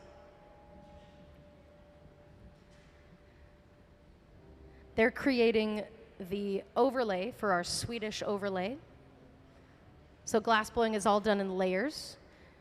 They put color straight onto the blowpipe, and they're building that up in layers, kind of doing it from the inside out, or the outside in. So they're doing it backwards because we're going to attach a bubble. We're going to have a main piece over here. They're going to take the bubble they're making over there and attach it to the main body and then flip it inside out. But here they're taking this off the pipe, cooling that line right there. It breaks the glass where cool it down. And now we're loading it into the annealer. Let's give these guys a hand. They're working hard today. What is that, number 5 or 4 or 5 of the day? They want to try to make at least 12, so they're on a good track. Now we're moving on to the next one. The team on the far left has the components for the next one. They're going to bring it over to Greg, who's going to be at this main middle area. And for those of you that just joined us, I'll kind of start at the beginning. This is called a hot shop because the glass that we're working with in here is hot. Could we get the furnace diagram up on the screen, please? So this is where it all starts. This is our furnace. We've got 2 furnaces in here. So they look like this.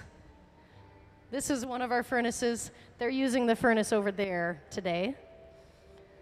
That's where all the molten clear glass sits. Bye. It sits in there in a big pot. It looks like a giant salad bowl full of honey. It's a big crucible full of molten glass. They scoop it out the same way you get honey out of a jar on the end of a stick.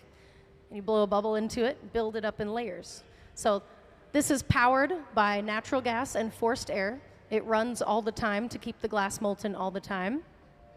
And it holds about 1,000 pounds of glass. So we've got 2 furnaces that hold about 1,000 pounds of glass in here. It holds clear glass in there. So we take the clear glass out of the furnace and we add our color. That big silver box right there has all our color in it. We don't make the color. We purchase bars of color like this. So this is orange glass. They're using a bunch of different colors today. We've got like black and white and red. So they're building up the colors, adding layers of colors, and then putting clear glass over them. You can see what they're doing over there, or you could come over here and see what they're doing. We've got multiple moving components right now. So you can kind of wander around wherever you want to see all the different stuff going on. So we got multiple different components. They're all eventually going to end up on one stick over here, but we're getting ready to add all of them. They're working on one object right now called a blank. So this glass artist in here today, his name is Greg. He is the one over there. That's Greg. So this is his work, and the team is helping him make these. They're called blanks because they're like blank canvases, but they're glass. So he's going to take the blanks and carve into them to put designs on them. Can we see some of Greg's work up on the screen? That might help you understand what we're aiming for. He makes pieces where he carves into the surface called cameos. So that's the process, is the cameos. You carve into the layers, and the underneath layers will show through. He's doing a collaboration in December with another artist, and this is kind of an example of ideas that they're going for. But there's this one. This is what he's going to be doing with these blanks. He's going to carve into them and remove the outer layer to show the color underneath to create these designs. So he's making the blanks to carve into. So this is the very beginning of the process. He's making as many of these blanks as he can so that he can take them into what's called the cold shop and carve into them to create the designs. The whole thing will be completed here, yeah. His residency that he's doing with the collaboration artist, her name's Aya Oki, they're going to be here in December from the 9th through the 13th of December is when they'll be in here.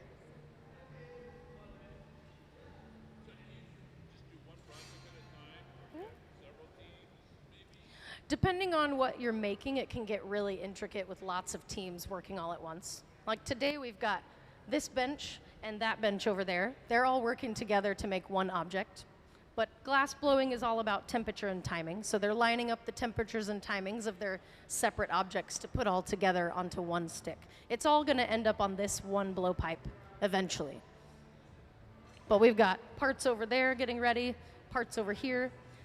Over here, Greg is about to do a color overlay with Gabe.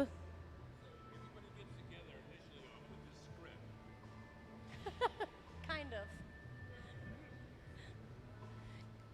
Can we show the color overlay diagram. So this is what they're about to do at this middle bench. They're going to do a color overlay. It's basically like getting a blob of hot colored glass and putting it over a clear bubble. So Greg has the colored bar of glass. He's getting it really hot and molten. Gabe has the bubble of clear glass. They're going to drop that color on top of the clear bubble and then push it down the sides. It's like putting on a sock over your foot. They're going to put the color over the bubble. And then that'll make a layer of color. Glassblowing is all about layering. So we're layering the colors.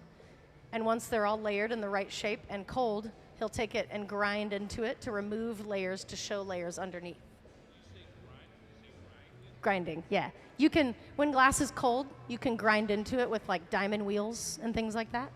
So the hot shop is where you work with the glass when it's hot. Cold shop is where you grind and polish the glass after it's cold. Our cold shop is behind the hot shop. So on the other side of that wall, we've got all of the machines where they do the cold working.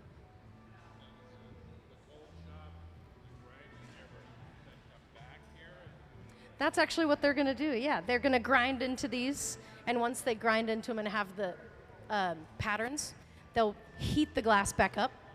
So they'll take the cold blanks that have the engravings, and they'll put them into one of these annealers or ovens and slowly turn the temperature up. And it'll preheat to about 1,000 degrees. They'll pick it back up on a stick and then put it back in the fire and blow the shape and make the piece.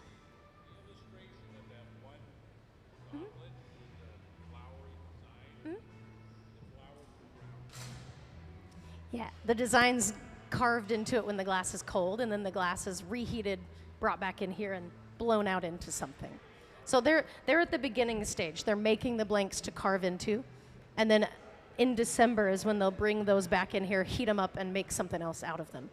Yeah, so it's a multiple day, multiple layer process.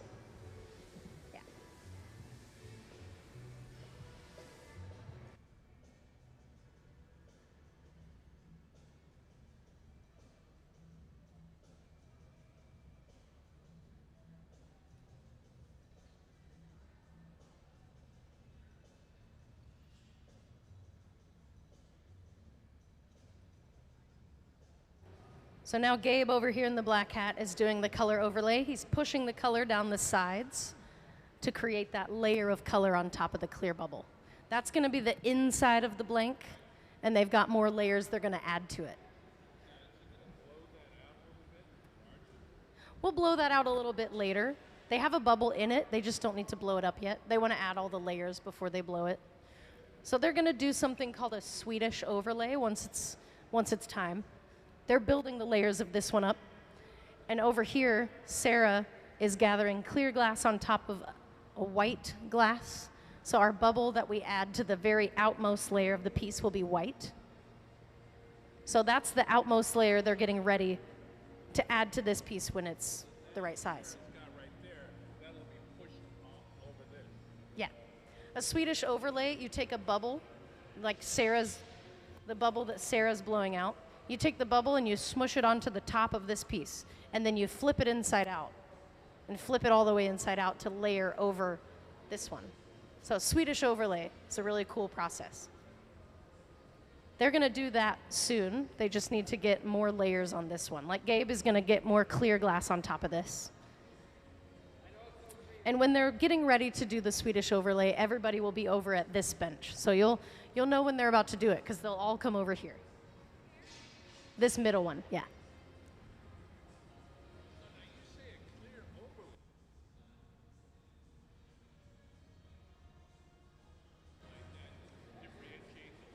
The overlay that he just did, what color is that, Gabe? Do you know? Let me see. What color? What color is that? Is this black? Transparent green. Okay. We can get the colors in transparents and opaques. So he's using a transparent green. It doesn't look like it though because it's really hot. All the glass colors look orange or like dark when they're hot. But this will be a transparent green when it's not over 1,000 degrees.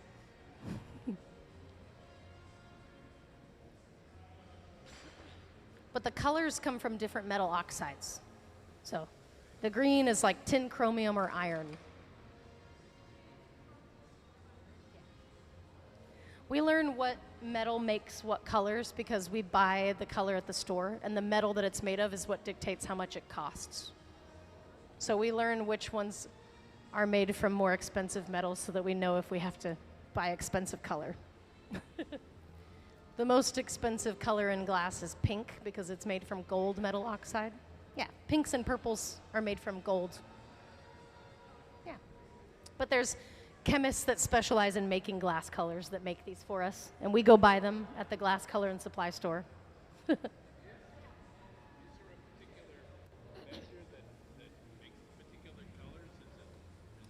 There's specific brands of glass color. There's like Reichenbach and Kugler.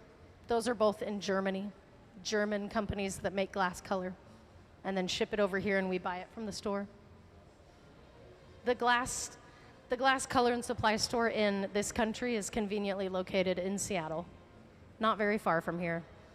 Wouldn't have anything to do with Dale Chihuly from 100%. That's why it's in Seattle.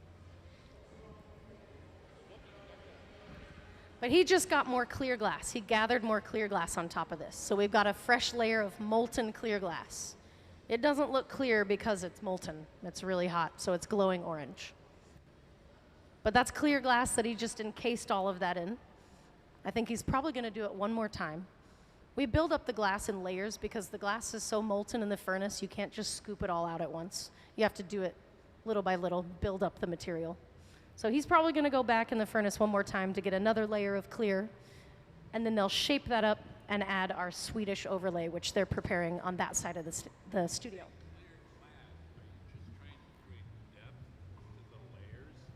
Yeah. More clear glass in between layers makes more depth. Yeah. But it also gives you more room to blow and stretch the glass out.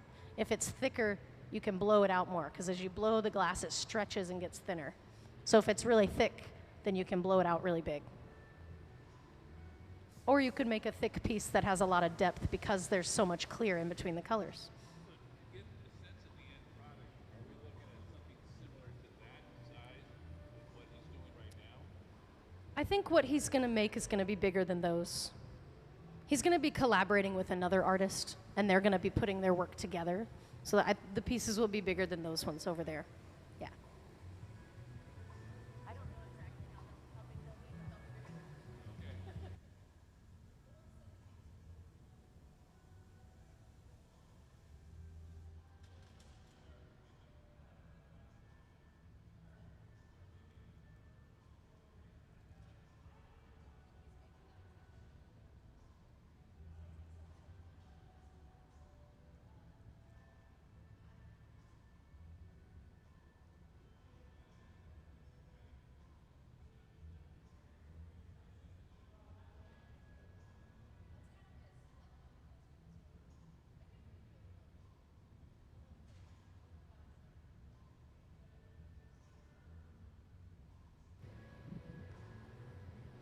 Yeah. For everybody that's here that wants to know more about our artist today, Greg Dietrich, right here, in the blue shirt, but not the hat, the one without a hat, that one. I can't say the guy in the blue shirt today because you're all wearing blue. They're very popular shirts, yeah. But yes, Greg is the one standing up there. He learned to blow glass in 1990 at the Appalachian Center for Crafts in Tennessee. He learned to engrave at Pilchuck Glass School in 1991 from a Czech engraver. He's been engraving on blown glass ever since then, specializing in cameo engraving, which is what he'll be doing to these pieces. In 1998, he moved to the island of Cozumel, Mexico. He opened a studio and gallery called Galleria Azul, where he still is to this day. He creates and sells his engraved glass vessels and lamps there. He's taught glasses in both hot and cold glass at the Pilchuck Glass School, 6 separate occasions since 2000. He's had various solo and collective exhibitions in different museums of Quintana Roo, Mexico. He's been blowing and engraving glass for about 35 years. It says here, uh, he said, I always put imagery in my pieces by way of engraving, the beauty found in all aspects of nature, plants, or animals, in what inspires me and my imagery. I strive to make pieces that the viewer, be it myself or anyone else, thinks, wow, that is beautiful. If I achieve that, then I feel successful. So he engraves a lot of like natural things like plants and flowers and different imagery on his work. So in a sense, he's creating a canvas. Yeah, essentially. It's called a blank because it is like a blank canvas that he can carve an image onto. So he's making the blank canvases so that when they cool down, he can put the images on them. And once the image is on them, he'll bring them back in here, heat them back up, and blow them out into a shape. So it's a multiple day process. It's not all going to get done today. We're doing the very beginning stages right now, making the blank canvas to put the image on. So there's layers of different colors he'll carve into. Just offhand, how many layers do you think Dave's got right now? With that blank? Well, they started with a layer of clear glass and put a bubble, and then they did a color overlay, and then he gathered clear glass over it twice. So I guess that's 4 layers. But the viscosity of glass, they're not separate layers. They're all melted together into one big thing. But if you cut it down the middle, you'd see the layers like sandwiched. Yeah.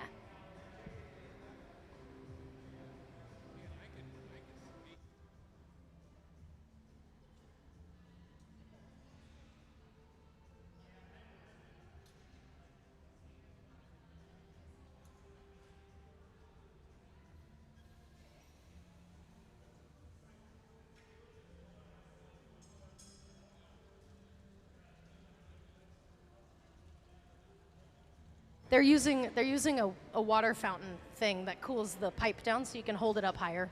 When you put the pipe in the reheating chamber or the furnace, it gets hot. It can heat up the metal up to a point. And it only gets hot as far as you put it in there. You can see the discoloration on the pipe. That's the part that gets hotter. He put that part in the pipe cooler so that he can hold it up closer to the glass. The closer you're holding the pipe to the glass, the better leverage you have, because you're holding it on the end of a stick. So he's got better leverage if he can hold it up closer to the glass on the pipe. So he cooled the glass down, or he cooled the pipe down. They're about to do the Swedish overlay. Can we see the Swedish overlay diagram, please? So they're going to take the bubble, attach it to the main part, and then flip it inside out. It's a pretty crazy process. It's very cool. You have to do it little by little. He's not going to just flop the whole thing over at once. He's going to open it, heat it up, open it a little more, heat it up until it's all the way flipped over. But they're about to add the bubble to the main component.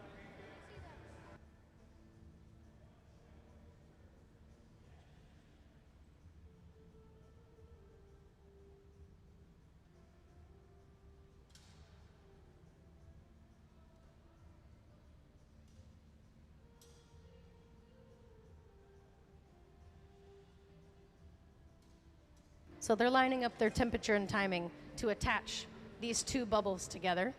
They're going to squish the white one on top of the main one that Greg has at the bench. They'll break the white bubble off of the pipe that Sarah has it on. It'll stay attached to the one that Greg has, and then they'll flip it over, flip it inside out to make the layers on the outside.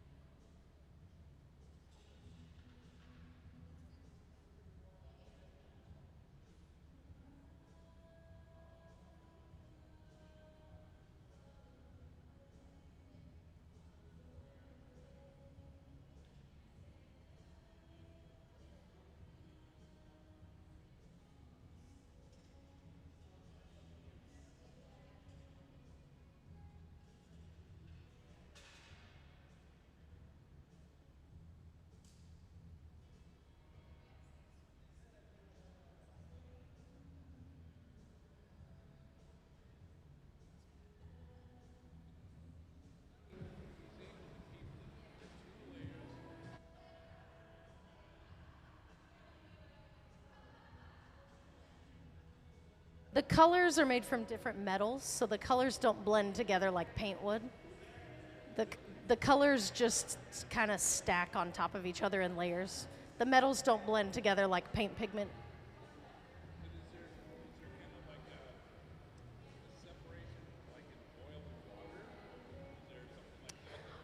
There's not really a separation in the colors like that. It's just different metals. So the metal doesn't mix together. Yeah. So they just have the layers of color. If you tried to mix them together, they would just look like swirls. The colors would just swirl around each other. The colors, the metals can react like chemically, but they don't blend together. So there's ways you can make the colors react with the metals. And that's a whole other different process. So there's lots of chemistry and physics behind glass pulling. I could talk about that all day.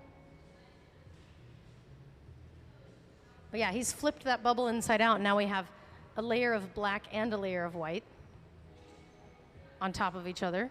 Now he's just going to fine tune the shape and blow the bubble a little bit. The shape of this is going to remain pretty similar to what it's at right now. He's just going to blow it out a little bit more. And then they'll remove it from the pipe, put it into our annealing oven so the glass can cool slowly. And they kind of are doing this in like an assembly line. So as soon as this one gets put away, they'll just move on to the next one.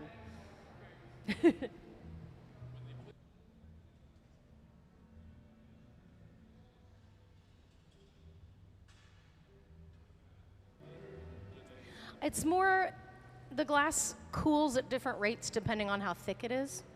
The metals are such a small amount of the chemical makeup of it that they don't do much to the like compatibility of the colors in the glass together.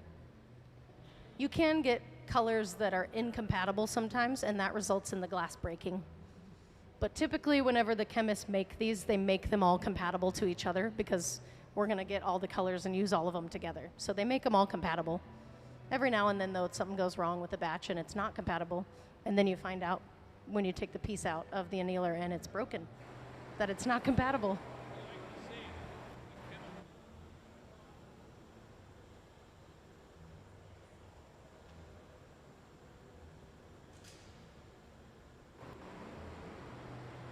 To make the colors with the metals, it's like 0.01% of the metal. It doesn't take very much.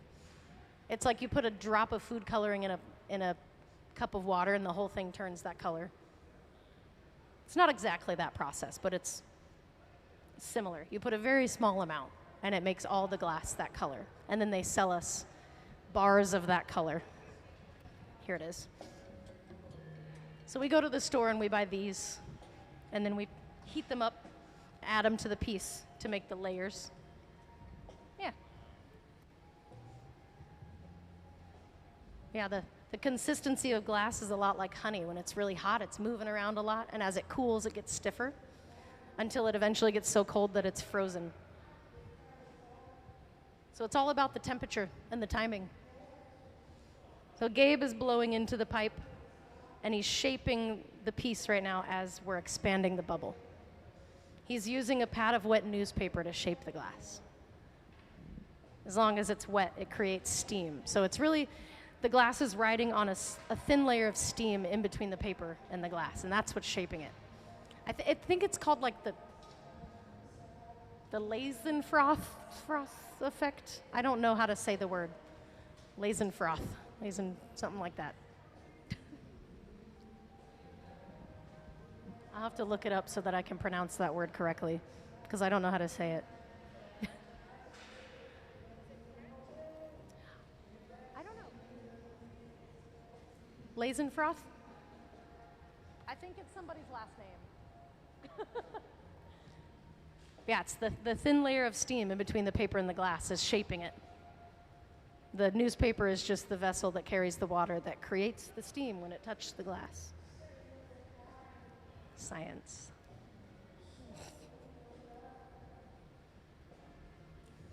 Sarah's using these drywood paddles to shield his arm from the radiating heat coming off the glass. And this torch is really loud, so we'll wait till he's done.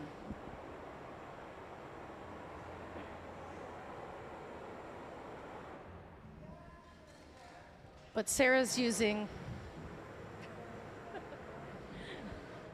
the drywood paddles as a shield in between Greg's arm and the glass, because the radiating heat coming off of it is a lot, and your arm is really close. So putting that in between just makes it not as hot on his skin.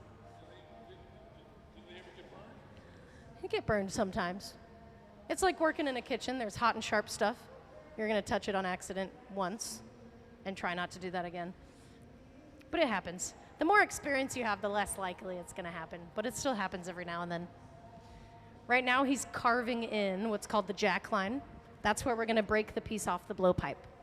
So whatever you're making, no matter what shape, size, or color, it has to have this carved into it so that we can get it off the pipe.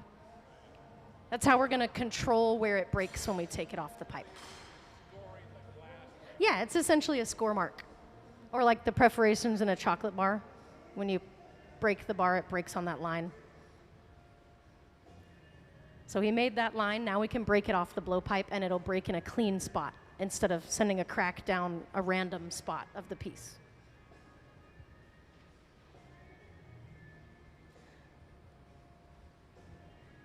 But the glass to the left of that line he carved in that's on the pipe, that's called the moil.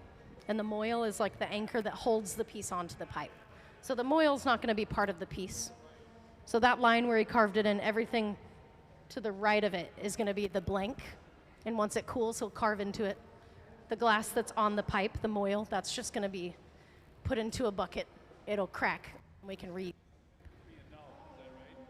What's that?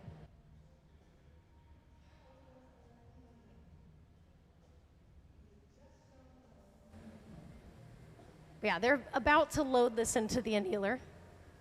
Gabe is getting all ready to put it in there. He's got to put on protective gear because the annealer is about 950 degrees, and he has to put the upper half of his body into the annealer to load the piece in there. So he's putting on like a face shield and a jacket and protective stuff so that he can put his body into the 950 degree box. Just for a second. He's just got to be able to put the piece in there and then come out. He's got Kevlar gloves, which is a heat-resistant material. So they're going to break this piece off the blowpipe, and he's going to actually catch it in the gloves and then carry it over to the annealer, put it in there, close the door. But the Kevlar gloves will allow him to actually hold the piece. He'll kind of carry it like a hot potato because it gets hot a little bit, but they're enough to where you can hold the piece and it's not burning you. Yeah. They're just waiting for this to get to where it's about the same temperature as the inside of the annealer. Again, the temperature and timing, we've got to line that up. So they're waiting for that to be the right temperature that they can take it off the pipe and put it into the annealing oven. It's kind of by feel and by the temperature. You can feel the weight distribution of the glass moving at the end of the pipe when you're holding it. It's a lot of very subtle nuances that you learn as you get more experienced. Yeah. Every now and then, though, he's flashing the piece into the reheating chamber because the outside and the inside are cooling at different rates. The outside's getting colder faster. So flashing it in there is going to equalize the temperature so that the inside and the outside are close to the same temperature. That way, when they put it into the annealer, it'll all cool down at the same rate. Lots of chemistry, thermal mass, thermal heat, energy.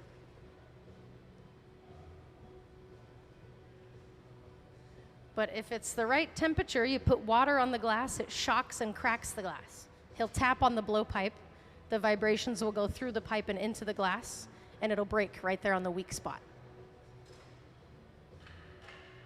Just like that. You're going to carry that over to the annealing oven, and it'll stay in there until it cools down. Once it comes out, they can engrave onto the surface to make the patterns. That'll probably be in there 1 or 2 days. You can put as many pieces in there that will physically fit inside that box. You can get different size annealers, but I think they're trying to make at least 12. Yeah, give them a hand. They're just knocking them out today. What is that, like 6? Yeah.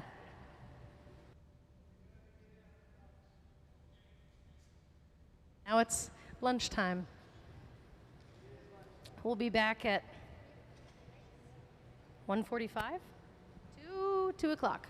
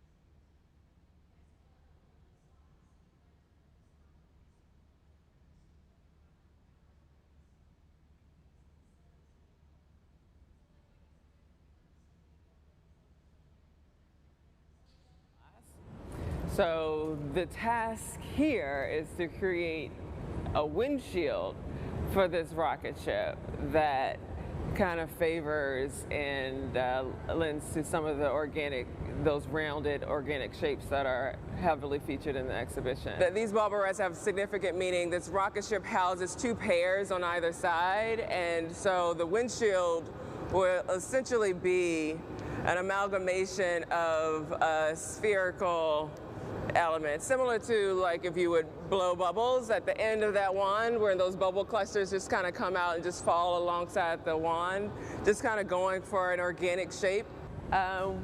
When I found out that I was going to be doing a solo exhibition at SAM, they wanted to give me enough time.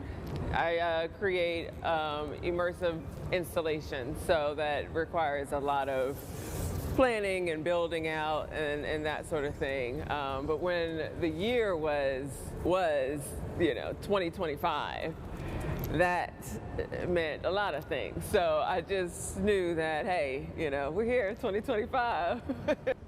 The exhibition is called Venus is Missing, and it's rooted back in my early childhood days in Richmond, Virginia, and it's focused on a specific time. I'm an 80s baby. I was born right at the height of the 80s, where the times looked a lot different than they do now. Not by much, but that was the onset of a lot of consumerism and just vibrant, saturated colors, a lot of distractions, television, just pop culture all around. For me, I like to draw from these elements that are symbolic of that time, symbolic of my childhood, that are, they are ubiquitous, but because they fit particularly into my narrative, then I can kind of bend and shape what that story looks like specifically for me and people who look like me. And so the ball barrettes have been a really great kind of anchor point in that I'm able to tell various stories with just that one specific object. And thinking about my 6-year-old self sitting on the carpet, we only had 3 channels. We couldn't afford cable. That was fancy. People don't even know what I'm talking about when I talk about cable. But just that space of play and imagination when you're surrounded by a lot of adult things where you just don't understand all of what's happening, why all these things are happening, and you're, you know, self-soothing, you know. So with the show at SAM, I'm finally able to budget for a team of folks that can come in and help. When this residency came up, this was like, this is perfect, because I can then have that extension of the series that I was working with at my solo exhibition a couple of years ago that featured those glass ball barrettes at the Museum of Museums, and then kind of keep that story going. I think after SAM, this might put the cap on the ball barrette series. Like, I'm just trying to complete this circle, no pun intended. Everything is, I feel like Sesame Street, brought to you by a circle. Yeah. My name is Corey Pemberton, and I'm from Los Angeles, California. I'm a painter and a glass blower. I dabble in textiles, and I run a nonprofit. This week at the Museum of Glass, I am working to translate some quilt patterns that I've been studying into glass Marini patterns, making some intricate sort of tiles that will eventually adorn the surface of some vessels. This whole interest started when I was gifted a book called Sweetgrass by Sonia Clark, who was the department head at Virginia Commonwealth University, where I was going to school, and it was about those sweetgrass baskets. She knew that I was looking at them and was vaguely interested, and that act of her giving me that book or turning me on to that text felt in a way like I was being given permission to investigate my African roots. And I am of mixed race, and so sometimes I felt a little bit like it wasn't my place to investigate that sort of work or those sorts of interests in my work. And ever since then, I've had this interest in celebrating the makers who came before me in my lineage, potentially, and sort of inventing a history. Yeah, I want to go from the balcony, sir. The one pattern that we've been focusing on a lot the last few days is the log cabin quilt block.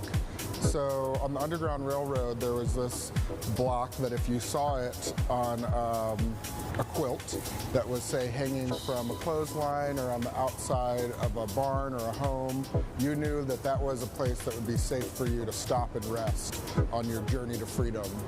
And so I'm looking at that particular pattern and seeing how many different variations I can get by switching up the colors and the rotation of the Marini tiles.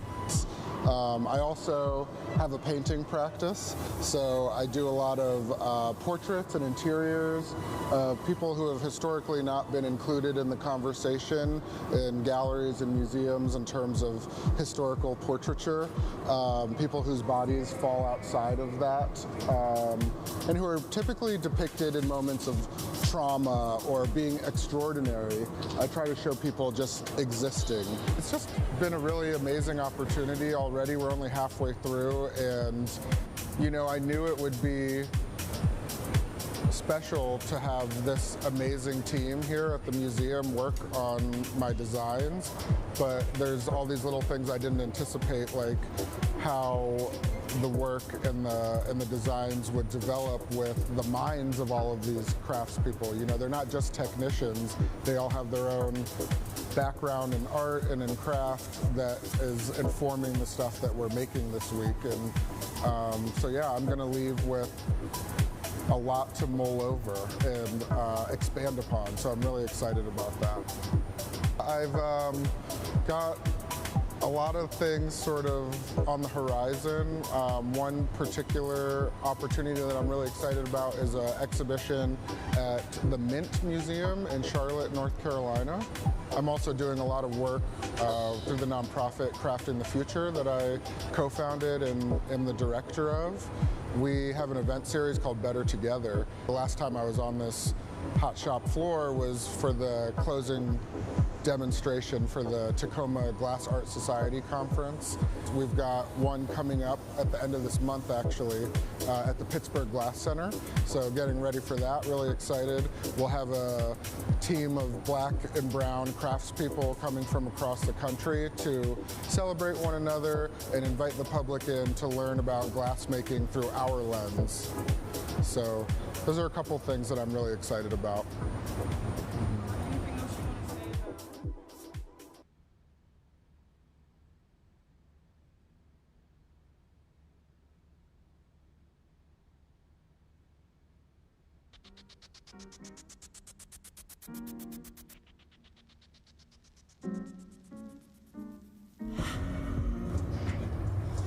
Well, thank you guys all for being here and being such an integral part of my career. I tried to narrow my focus down to, it's basically two ideas. Stop. Yep. Do you guys all understand cameo engraving? So I'm cutting through layers of color to make an image. The more white glass that I remove, the darker the shading. It's a black cylinder with a white sheet on it, and the imagery all comes from photo booth pictures. So this is a cameo engraving on a blown form, but instead of just a white rectangle, it's these kind of blobby forms. Where the white sheet glass is will still be cameo engraved, but in between there'll be a line drawing to continue the image. So it's an interrupted image. I've been trying to figure out how to explain this to everyone in a way that makes sense, but you all might just have to see it when I'm done. Yeah, I actually went to college for 2 years for animation before I got into glass. And I think that's one of the reasons I'm really drawn to engraving, is it gets imagery that I enjoy drawing into glass blowing. I love the physicality of the glass blowing and the teamwork, and then I love going home and sitting by myself for hours. It's really meditative for me to do the engraving part, and then this is like loud and fast, and you don't really have, you have to just react, you know? So this process for me really feels like it kind of encompasses both things, the way my brain works, you know?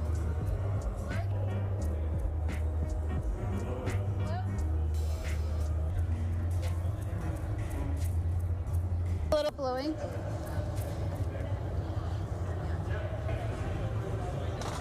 All right, we'll put a jack line in that. Are you okay? Yep.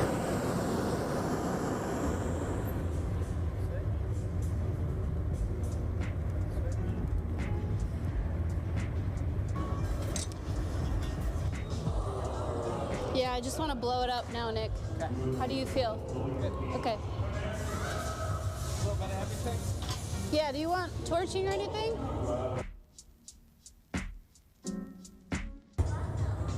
Is that the cerise? The cup? Yes. I'm not, I can't. Yeah, left side. Can you do one more? Yeah, I got it. Take.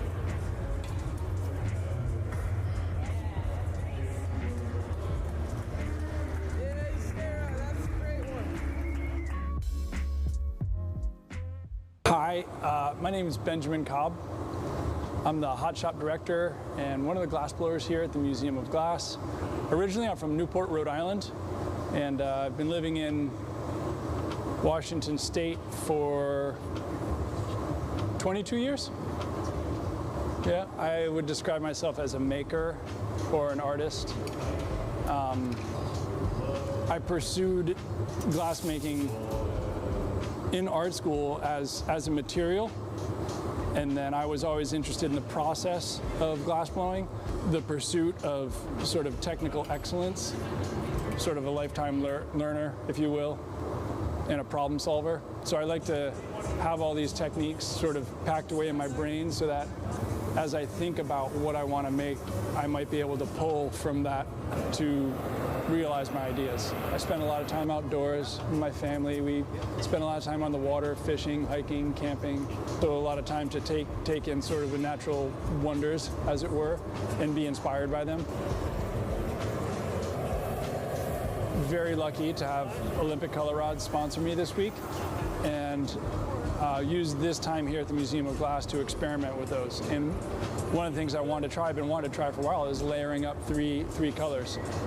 The pieces that we were working on today it's sort of a general leaf shape with a bunch of lines in them to sort of represent sort of that visceral systems that you see in the leaf. I'm not trying to recreate those things, just inspired by it. The microcosm of things that are around you and sort of blowing them up to draw attention to those details. When I first started showing work, I made a variety of things that were sort of based on human anatomy. So I came up with this idea. I started making these forms that were sort of these abstract stomachs. They're very slick, modern looking pieces. When I first started sort of making these, it was two colors, right? So a transparent over an opaque, and you get this hyper-saturated surface. But that would just make the interior that one opaque color, which was typically, in this case, it was blue. So I wanted to figure out how to add something more in there. So the interior of this thing is this bright yellow, and then there's an opaque blue, and then there's a transparent blue. That modern form is kind of stuck on a pedestal. Somebody might see it across the room and walk over to it and be like, wow, that's really cool. And they read the title card at the base of the pedestal, and you can see their sort of demeanor change when they read the word stomach. They would get like, ooh, they kind of cringed. And I don't know, that was almost more interesting to me than the actual work. I don't know if creative control is not the right word, but I have a lot of input on the creative direction of the museum. From developing the visiting arts program, working with curatorial closely. Having a full-time job sometimes limits your focus on your personal work. So I think over the past 22 years, this might be my third residency here. I mean, there's nothing wrong with that, but we facilitate other people's ideas. That's what we do. We facilitate other people's dreams coming true here in the hot shop. And to be able to have this 5 days to focus on my own work is awesome. It's incredible. The folks that are on the floor with me, Kristen Elliott, Gabe Feenan, Sarah Gilbert, Nick Davis. This week, also Sayuri Fukuda has come down to help. There's a few others that are coming up this weekend. I mean, it's awesome. And they're all here to help me realize my ideas. And that's so special.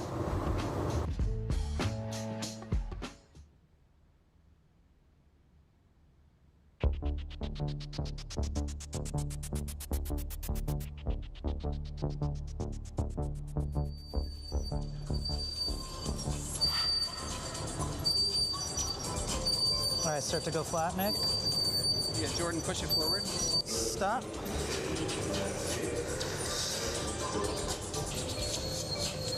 Yeah, I got a little bit of an angle there. Just give it a light one. We got to sandwich it one more time. Whew, I got to put a glove on. Oh, I said it's like punning up on the inside.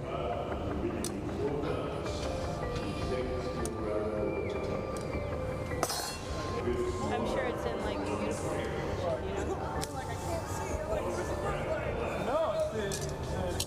No. Yeah, so now we're gonna put a punny right here, Sarah.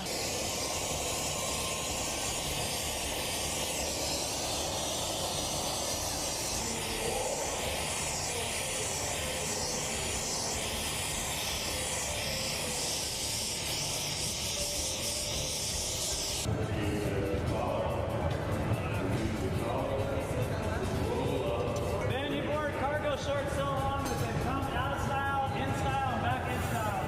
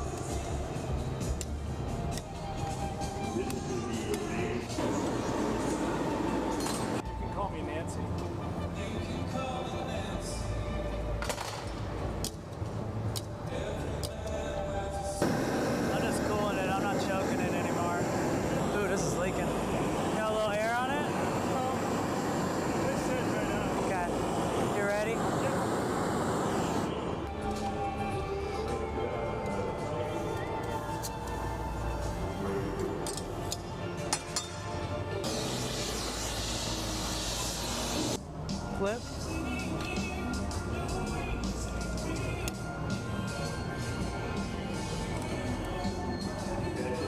Pull, Sarah.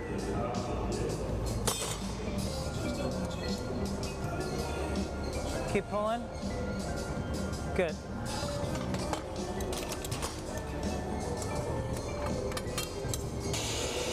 Flip.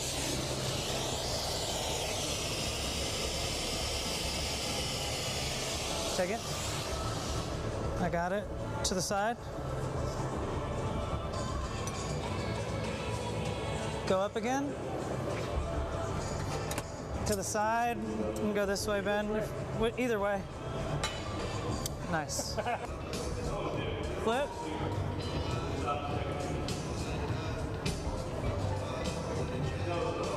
Start torching up there, Nick. Pull, Sarah. Stop. Let me get the other torch. Good. Now I'm gonna get out real quick. Hui. Give me some tweezers.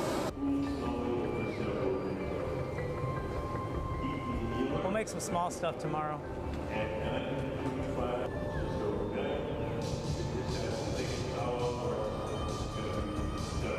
I'm okay, Nick. Let me just look at it.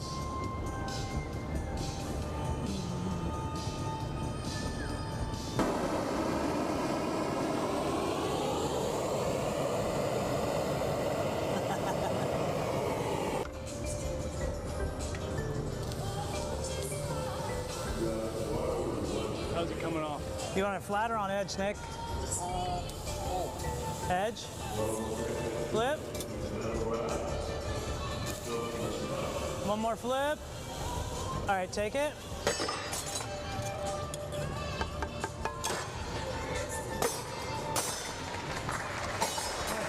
Oh, nice job, dude. Oh, I just want to watch what happens there. You got it, Nick. Perfect. That looks great. Nice job.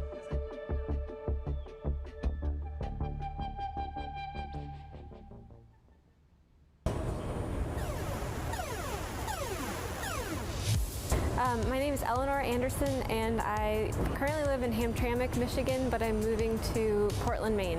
My practice is mostly grounded in textiles, but I love the process of learning other mediums and playing in other genres. So I work mostly making large-scale fabric collages, and those incorporate a variety of different textile techniques. Sometimes weaving, sometimes knitting, sometimes hand embroidery. I think a lot about the human urge to play. Compositions where I stay fully engaged in the whole process. I don't have a preconceived plan before I go into them, so they really come about in a emergent way rather than a pre-planned sort of I have a sketch or something like that. I came in with a lot of experiments that I started during the residency at Pilchuck, and then this week they're all getting a lot bigger. We're making some glass bricks or squares that I'm going to be later using in an installation. And I've also been experimenting with flame marking stringer into a knot pattern, and so these are getting applied to different vessels, like some bowls and vases. I think this afternoon we're going to do a smushed cup, a bunch of cups that kind of get compressed. I think they might be, maybe they'll exist on the blocks, or maybe they'll exist on a table or in constellation with other works. But I just love that. I love that they're so vibrant. I love that they stay luminous, and they can be both matte and transparent and sandblasted or shiny, and the light reflects and they glow. It's really like a collaboration between me and the material, or me and machine. I'm Cedric Mitchell. I'm a Los Angeles-based glass artist. I think, as an artist, it's just, you have to, one, believe in yourself, And then, I spent a lot of time with perpetual practice. I come from a production background. A lot of my influences come from Editorial Sotsas and the Memphis Design Group, Nickelodeon, so like childhood cartoons and like old school 90s and 80s toys that came from that era. And then also playground equipment, incorporate bright and vibrant colors and, with a mixture of like these black and white stripes and these crazy like busy patterns. Glass was like a wide open lane. Like when I first started blowing glass, just doing research on like famous black glass artists and realizing that there weren't very many of those people. So like my search results generated like Deborah Moore, Thurman Statham, and Shay Rhodes. Those are like my 3 reference points. And then just realizing that that needs to change. So instead of like looking into them, it's just like becoming one myself. I was like, so it's like a beam. Like I usually like make these really tight, crisp forms and things like that. But I started talking about this thing called the modern funk aesthetic, and then I started looking at my stuff, my work, and it's like it's not funky enough, So like making it a little more funky, like adding like this crazy wild pattern and like some softer type shapes where it's not super crispy and then maybe off center a little bit, and then some elements are still like straight, like it's straight here and straight here, but it's like a little funky in there. And then you're still using like those traditional techniques like Marini and cane, and then the Encamo technique, but then like trying to make it mine. Yeah. In the background, the true background, is that paint or is that opaque? It'll be opaque, so like opaque color. So the first color type effect.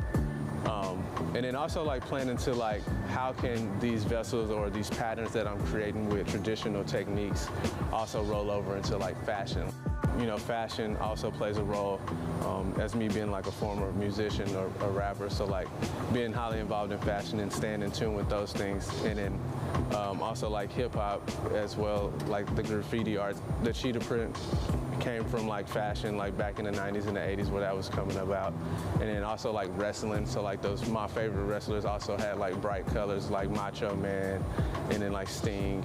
Trying to incorporate some of those things in my work. Everything that we're doing is like experimentation, so we've been just like trying new ideas of like shapes and then just figuring out what the Marinis will do, and they're like in the spaces where they're hot, where the Marini are, they create like this weird like bubbles and things. So it's a little lumpy, like a tortoise shell, which adds to the funkiness and the irregular shape. And then embracing that, you spend so much time chasing mastery and making these things really nice, and then you hear people say that it's too nice. So there's no uniqueness to it, or it looks like it came from IKEA. So like switching it up and then just generating, a one-time thing. This will not be recreated again. So all the forms that I'm making, I don't plan on making them again.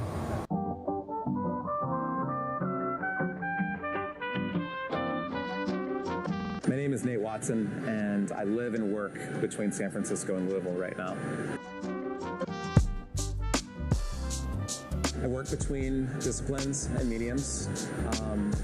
I work intuitively and through research. My work is additive. It's changing all the time. The way that I start in the morning isn't the way that I end at night, and so my ideas shift and change.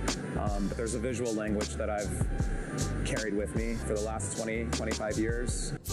I try to create a container, and my process is essentially vessels, containers, assemblages. I try to build works or take on projects that deal with those felt things that tend to be a little bit more invisible. I think as an artist, I think of myself sometimes as a translator,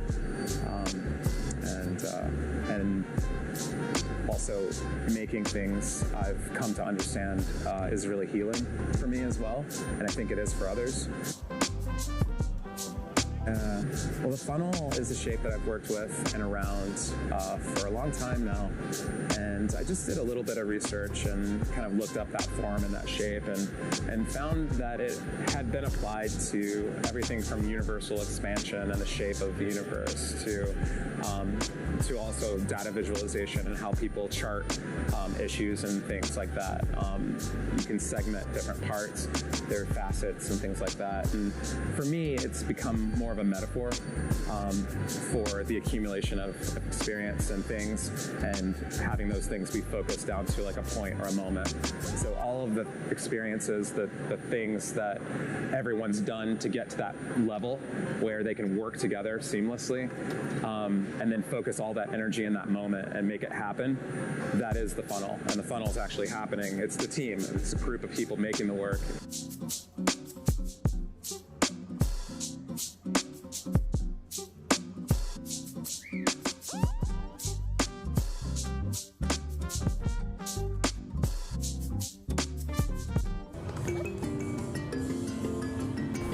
My name is Victoria Amadizada Melendez. I'm from Philadelphia, Pennsylvania. I'm an artist who works with glass, and I work with the medium in multiple different ways. Right now, I primarily work with glass in the hot shop, blowing, also neon and flame working, and then I utilize or combine these ways of working with glass depending on the idea for my piece. I'm half Puerto Rican and half Persian, so I was looking at a lot of the Middle Eastern glass in Corning's collection and taking inspiration from that. And also my mother was a collector. My mom's Puerto Rican, but she was a collector of American glass and things like, we had objects like that in our home growing up. So, I'm trying to use form as this portal to storytelling and content, if that makes sense. Like today we're working on this Persian candlestick holder from the 13th century, and I want to give it like a bit of a contemporary update, like keep these ideas in our kind of cultural, our cultural consciousness or something. So I've been really inspired by these forms that are 13th century Syrian mosque lamps, and they were always very elaborately gilded and enameled and decorated. So in looking at these historic forms, I kind of wondered what my ornamentation on the surface would be and why. And so here at Museum of Glass, I'm using this stamp that looks like an eye, and for me it's referencing the idea of the evil eye, an emblem that offers the wearer protection from jealousy or ill will. I just feel like it's so meaningful to be able to sit in this bench and blow glass here at the Tacoma Museum of Glass. It's, it's a big stage to be on and a huge honor, and it just feels like something I'm going to remember for the rest of my life, and something that really has brought me joy and a lot of confidence and pride in my work.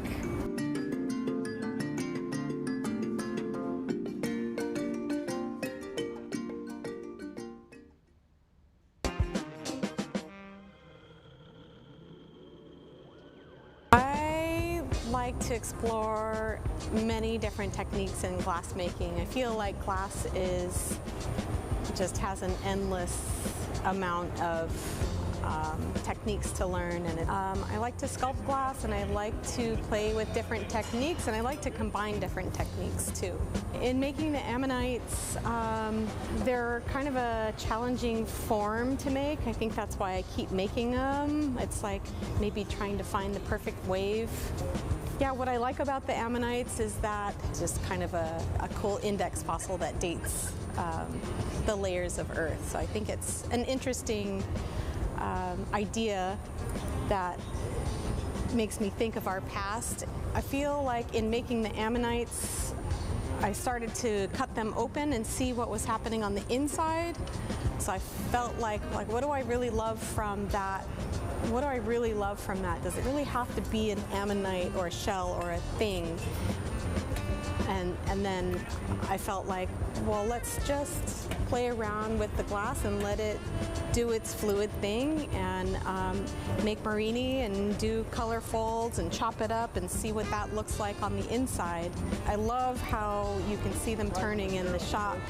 It's flat as it's been cut through or something, and on the other side you have this beautiful pour surface. The surface of the glass hasn't really been touched, so it has this really beautiful quality of magnifying what's behind it. So I just want to see both of those sides, so I need to figure out a way to display those.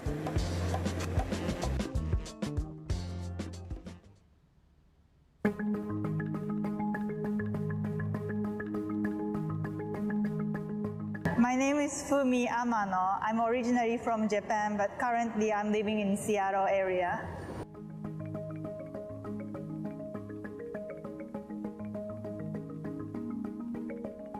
It's my first time doing the visiting artist program here, but when I moved to the US in 2013, I was in Seattle and helping lots of glass artist friends.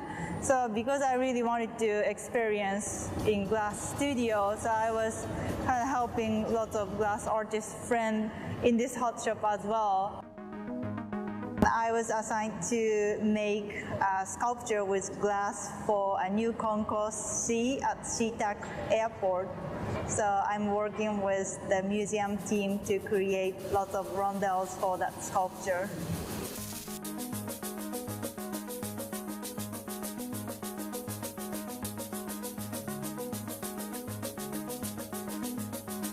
I was inspired by the nature in Pacific Northwest, especially moss. It's such a beautiful nature, so I use a lot of cans to create like a moss-looking texture on the rondelles. So it's kind of a lot of experiment in the hot shop, but I really enjoyed it.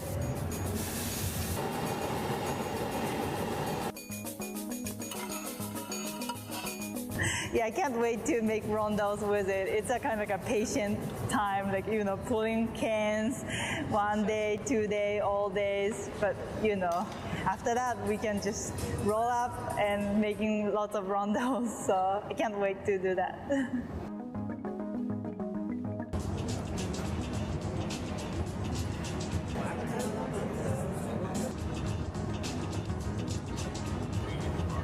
Yeah, I do use different mediums. Like I use lots of mundane objects or some like old furnitures. I use old window frames or some like bed legs or something like old recycled materials to create sculptures. And also I really like to make a large-scale installation and sculptures with different materials. I was drawn to glass blowing at first. Then I started using lots of different techniques in glass because it's such a beautiful craft material.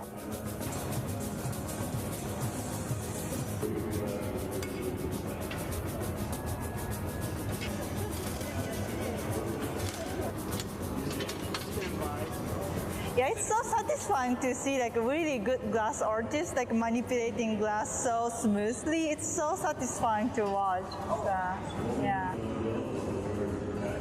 It's gonna be a public art at the airport. The most exciting part is maybe my family could see my work when they, visit me. Then they will see my piece at first. So that's I'm so excited about this project. Yeah, I really enjoyed it.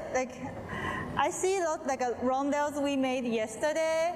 It's kind of like an experiment. So because I'm trying to make rondelles with kind of like a texture look like moss, it's a kind of challenging for us,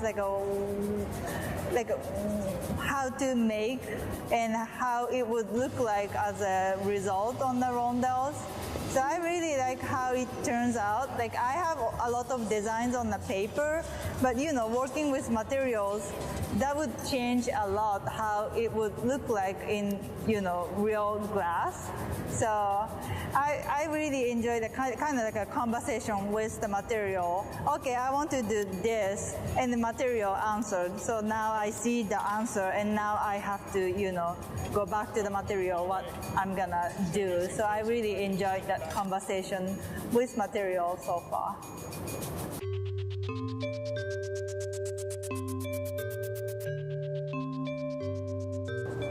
I'm Jay. I'm from Canada. Sorry. I am super excited to be here. I was super surprised and delighted when I got that email. So I just have all these gestures that we can then play with the forms. So like this one might have this kind of at the bottom here. It looks like it's kind of like sliding on the floor or melting. And then up here it's kind of off center. And then these will be playful up here. They don't take long to make, which is what scared me about coming here. So that's why there's a lot of double overlays. But we didn't pop the bottoms out on these ones because I'm like, okay, well, I wanted to figure out how these things go together first, and then the opening up the bottom can be another thing, which would be this time. So I've never blown into that mold, so we should probably just try it. Maybe it's like a clear one or something like that. But it looked pretty fresh. It was fresh. It was very fresh. Jason Murphy made that for me. We just want to pull tubes because I thought it'd be cool if we had different thicknesses of tubes, we could cut them into sections and glue them together. So as the neon went through it optically, they would change. Low pressure. Yeah. Let's have some fun. Especially that one, which totally looks like Mars Attack.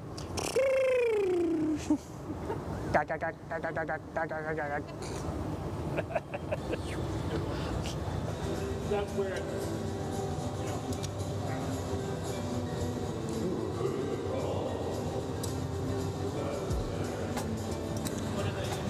they are Bristol green and gold ruby, like K3. Yeah, and we're gonna do the long pull up up from there, like maybe tomorrow or something like that. What do you mean? We're gonna try basically pulling this out, but then just doing it from up top so it drops in, and then just bend it into a U there and try and manipulate it. Okay. We've been trying. Yeah. No success? We've had some turned brown, which is an interesting color. Yeah, that's the selenium coming out of solution. When it gets heated up, basically, the different molecules of the different chemistries that are in there come out of solution, and they basically go out of phase, and that's where that milkiness comes from. So it's about how you heat your color out. When you're in there, when you drop it, heat it, when you do it, and then how you do your gather. So if you keep the whole thing clear in terms of your heat, and have it strike when it comes out there, that's when you'll get that true red. But that muddiness is just from that initial heat up. Yeah.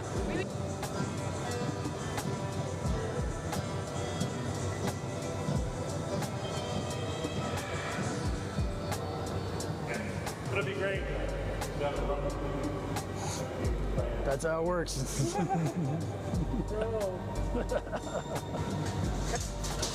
might want to break this one and see what she looks like in the middle. Okay. It's your neon world. I'm just living in it. It's kind of a beautiful size. I don't know. Is that way too big? Oh, like the diameter? The diameter is fine. I am worried that she It's too thick. a little thick. Yeah, just score it.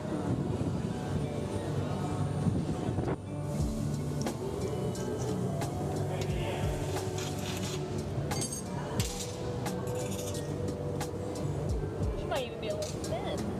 But definitely usable. Sweet. At least this whole section is. Well, it'll be interesting to see, like, if we did with the difference between the opaque and the, you know what I mean? This will be a really light, nice, soft. Ooh, lovely. Like, you just. Not ideal, but not bad. Well, it's our first poll. We'll get better. Exactly. And so for polls, these are good too. Sweet.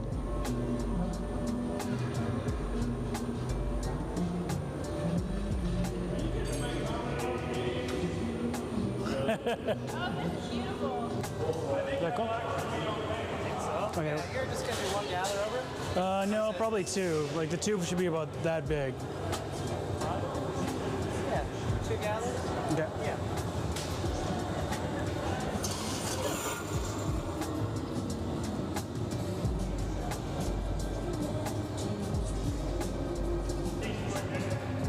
YouTube.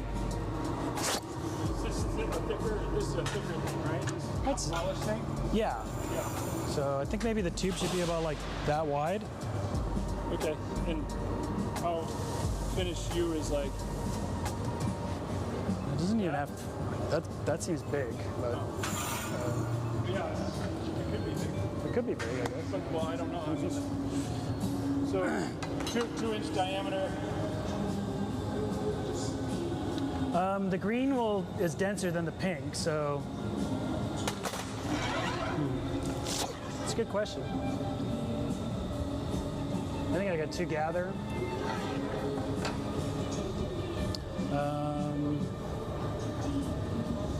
That wide, if it goes like that. It'd be kind of funny if it was like a short one. Well, I'd kind of always be short. Yeah. Depends where you cut it. That's true. That's fair. So just try to make a nice bend. Yeah, it's just We get really artificial looking ruby. So you want a color sample of this guy? Sure. And then one of the cobalt. Do you want neon and argon of both of them? If we do that, then I'll know what it looks like. Yeah. Yeah. This will turn gray. Okay. That will turn purple with neon. Yeah, we'll do 2 color samples of each. Okay, cool. Then we can see, like, we can look through different colors and see what they look like, sort of thing. Cap? Yeah. No cap. No, I'm just kidding. No cap. Jay.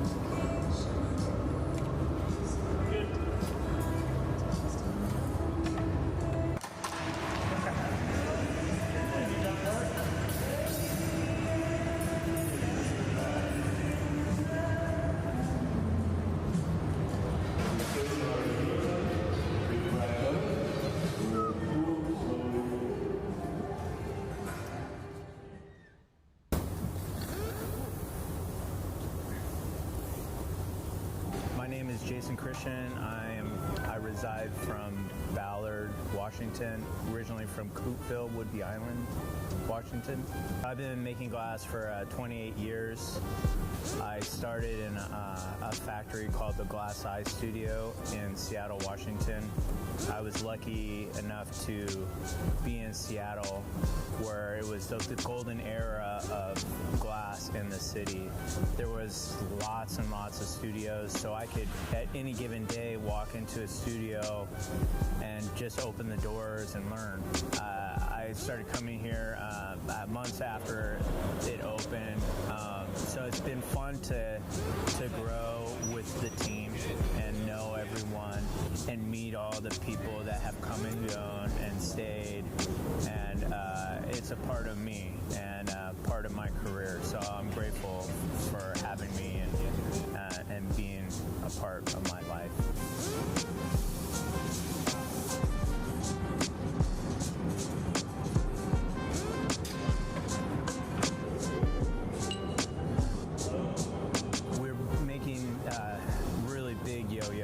They're massive. We're pushing the scale know, these are some of the biggest ones I've ever made. First of all, I love the texture of glass patterns that you make. The traditional patterns like radicello and merletto, the filigrana patterns, and I love to be able to actually like touch those patterns and feel that. It's like a fabric.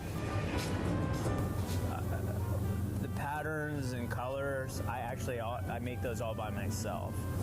So like the radicello and all the marini and stuff, I can make that. I've taught myself how to make that by myself. So when I was designing these, it was really important to me to be able to have that visually, that texture being exposed, and to be able to touch it, to get that sense of touch in the piece. There is a deeper meaning to those pieces. My stepfather, when I was 12 years old, kind of brought my mom and I back together. My mom had left my life when I was 3, and then we were able to kind of mend that with my mom. My stepfather bought me this yo-yo, and one that lights up red and blue on either side, and you throw it, it lights up. And it was this object that forever I have a memory of us coming together. And it's funny, when we're making this object here in the hot shop, when those two sides kind of come together, there's some kind of metaphor within that. You know, I met a lot of these guys, you know, when they were in high school, Trenton and Jack, and I have a 4-year-old son.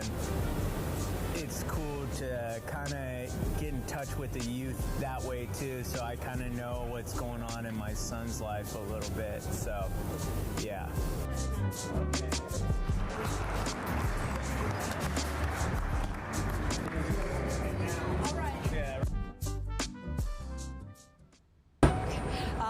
I'm from Hong Kong. My name is Kun. I started glass blowing in Hong Kong because I was born and raised in there. But by the time that I started glass blowing, there was only one glass studio. So I never thought of having glass as my career or like having like a future dedicated with it. But by the time I graduated that year, the one and only glass technician retired and asked me to take over his job. So I took that opportunity and my glass journey started there. Glass blowing is a teamwork. I love working with people, but because I started in Hong Kong by myself, so I didn't really have assistants or anything like that to work with, so I have to figure out a way to make it work when I work by myself. So I understand glass through my own practice. Like, you'll have to get it very hot, how to like move your hand. So when you're holding a pipe, you'll still be able to do a lot of different angles. So that's how I started. So then even if I have a chance to work with someone else, I keep that practice. It's kind of muscle memory right now. Since I start glass blowing, I always do figurative objects because I'm very into cartoon children books, because that's the way how I learn about like stories, and when people try to teach you something, it's always start with illustration, right? So that's where I start. Now I'm working on a series about my Hong Kong identity. I'm using this character called Lo Tang. Is a mythological character that based in Hong Kong. They have a fish head and human body, so it couldn't live in the sea or the land. It's gonna be like in between, a struggle either way. So this is how I feel about coming from Hong Kong to the United States. When I first start, glass color are very expensive, and I started in Hong Kong. Imagine you have to buy something and have it shipped all the way to Hong Kong. It's very expensive. So when I started, I only do clear, black, and white. That's how I learned, and I think that's helped me a lot throughout thinking about color, because I started with shading only.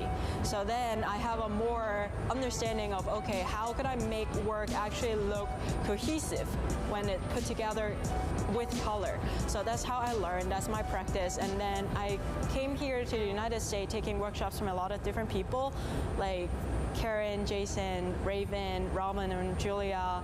So I learned how to apply color with these people, and I try to like steal little things from different people and then try to put it into my own work. I'm Bree Chesler, and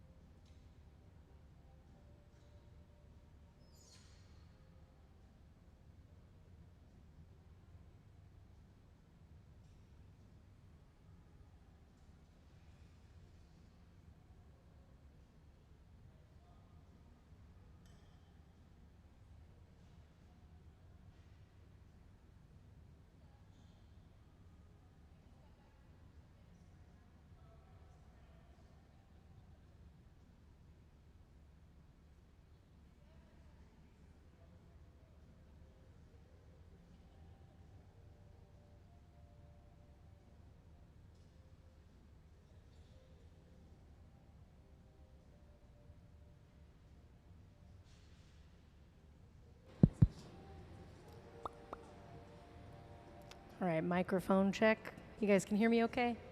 Sweet.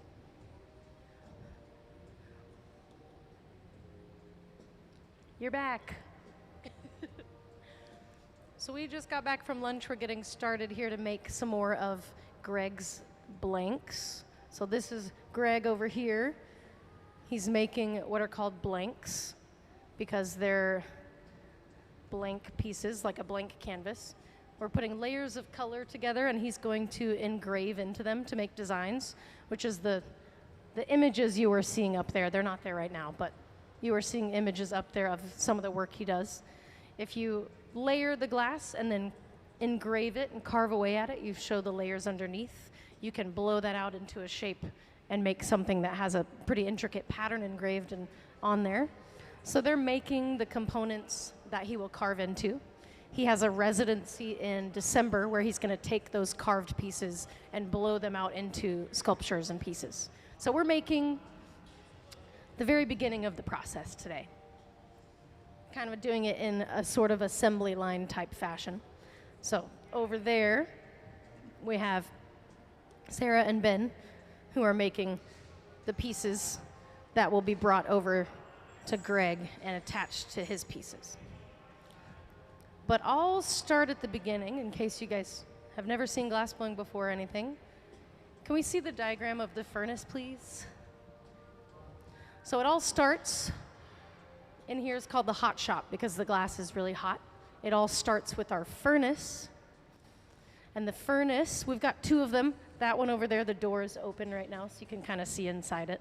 We've got another one over here. It says don't open. So there's two furnaces in here. We're using that one today. The furnace holds about 1,000 pounds of molten glass. It runs on natural gas and forced air. And all the glass inside there is clear. It's just like a big crucible that holds all the glass inside, like a giant bowl of honey. You scoop it out on the end of a stick, the same way you'd get honey out of a jar with a stick. Gabe has a little bit of clear glass on his blowpipe here, and he blew a bubble into it. Gabe and Greg are about to do what's called a color overlay. This big barrel of fire that Greg is using is our reheating chamber. It's used for reheating glass. Once we take it out of the furnace, it starts to get cold, and the colder it gets, the stiffer it is. So you reheat the glass so that it's more malleable, more workable. He's melting a bar of color so that we can add it to our bubble. Glassblowing is a layering process, so we're building up the layers. So this is a bar of colored glass. We're going to add it to that bar of clear glass. We don't make the colors ourselves. There's chemists that melt clear glass with different metal oxides, and that's how we get our colors. So I've got a bar over here of orange glass. We put these into that big gray box right there. It's like an oven that preheats them so that they're hot enough that we can pick them up on a stick and then put it in the fire and get it molten, and then you add it to the clear bubble. So a lot of glass blowing is all about temperature and timing.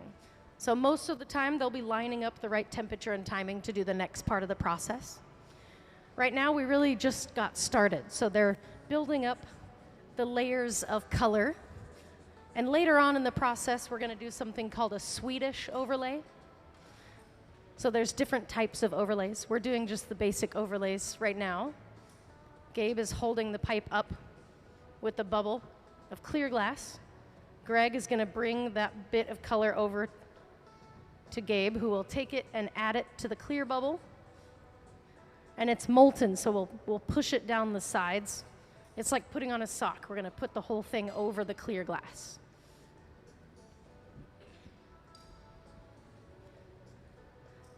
So we'll get that really hot, and then he'll take it over to this table.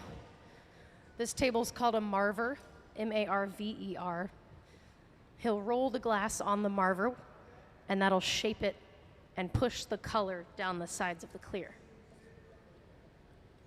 But it always starts in the furnace where all the clear glass is, and then you add the layers of color or more layers of clear. So on this side, we've got the main component, and over to the left of the studio, they're making the bubble that will be the outside layer of the piece.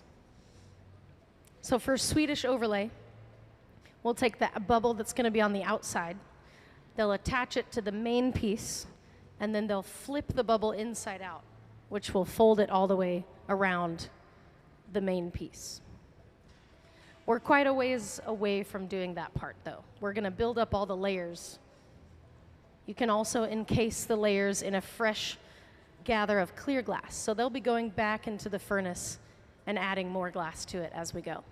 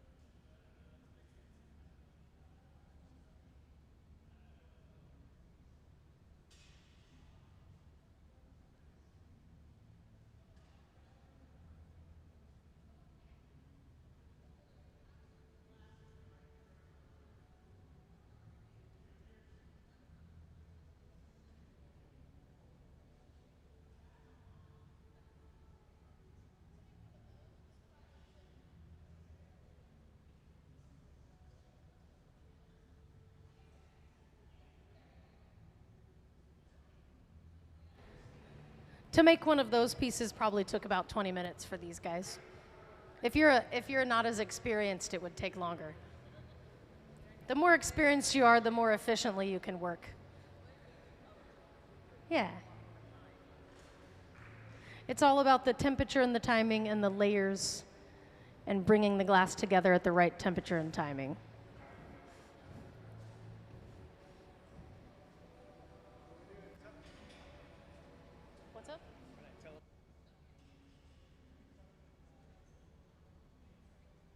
Hello, hello. We're doing something I've never done before. We're mixing mica. You know what mica is? The rock, the glittery rock. We're mixing it with glass powder so that in the months to come, when I engrave this, wherever I engrave away at the white, we're going to see blue in there with sparkles. That's the idea. And I've never done it. We just did a little test with a chunk of glass, and it looks pretty sparkly. So. Yeah, we're experimenting today. A lot of learning how to blow glass is trial and error, so there's a lot of experimenting.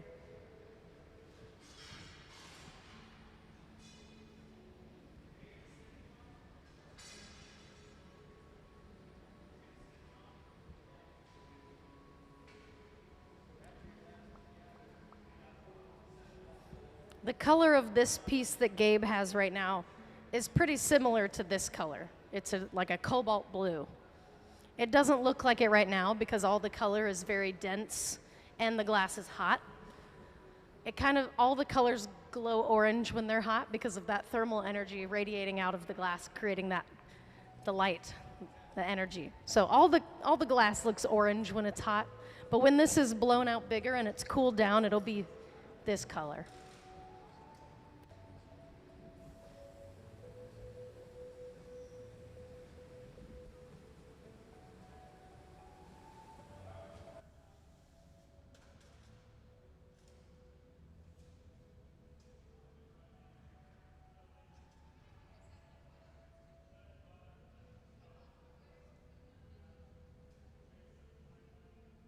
So they're not making this kind of thing today. Our artist, Greg, is over there. He's making what are called blanks to carve into. So he's basically making the blank canvases of glass so that he can carve into them to make designs. So we got to build up the layers and create the canvas to put the design on. So that's what we're doing today. He has a residency later this year where he'll take the carved pieces of glass and make them into the pieces. But this is the beginning of the process. So it's a multiple day, multiple layer process. Yeah. Gabe is using a pipe cooler to cool down the pipe because it gets really hot when you put it in the fire and you need to hold the pipe. So we cool it down. You can hold it. The furnaces never get turned off. They stay on all the time. Because we have two furnaces. That one says don't open because we're using the one over there. They kind of have a system where they'll use one of the furnaces while the other one is doing what's called charging. And charging is just filling up the furnace with more glass. So as we take glass out of the furnace, you're draining the tank of the clear glass. Eventually it gets too low where you need to put more glass in there so they can use it. So that one is charging. The glass in there is melting so that they can use it tomorrow. And we're using the furnace on that side today. But they stay on all the time because when you're not making glass, you're charging the glass. So they're on all the time. Charging is just making the glass liquid, yes. But the furnaces, in most glass blowing studios, the furnaces are always on all the time because it keeps the glass molten. That way you can work with it. Yeah.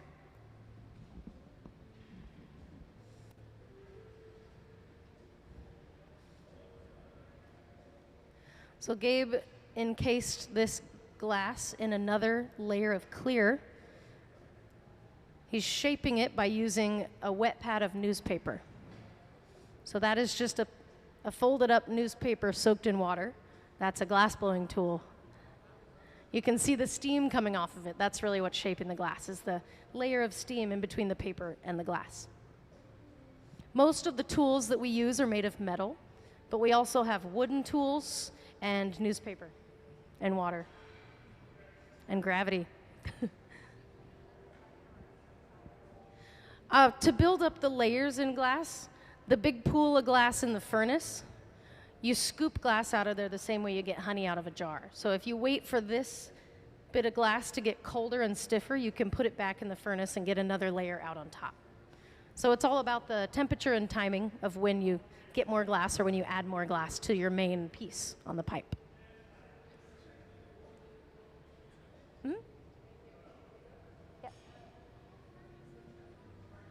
How hard do you have to blow into the pipe? The way that you blow into the pipe, how hard you blow, is directly related to how hot the glass is. So if it's really hot, it's like blowing a soap bubble. But if it's really cold, you blow as hard as you want, nothing will happen. So it's all about the temperature of the glass. So the hotter it is, the lighter or easier it is to blow. But the hotter the glass is, the more it's moving around. So there's kind of a balance there with figuring out.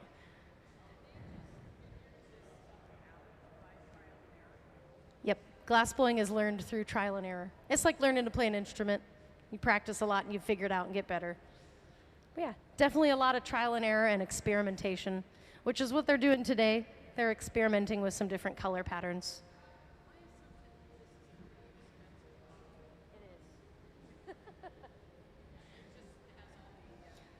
The overhead of a studio is expensive because the furnace is on all the time for years at a time. Mm-hmm.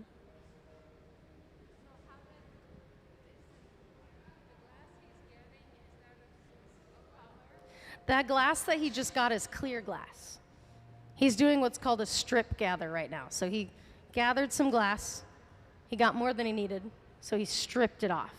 The glass fresh out of the furnace is about 2,150 degrees Fahrenheit.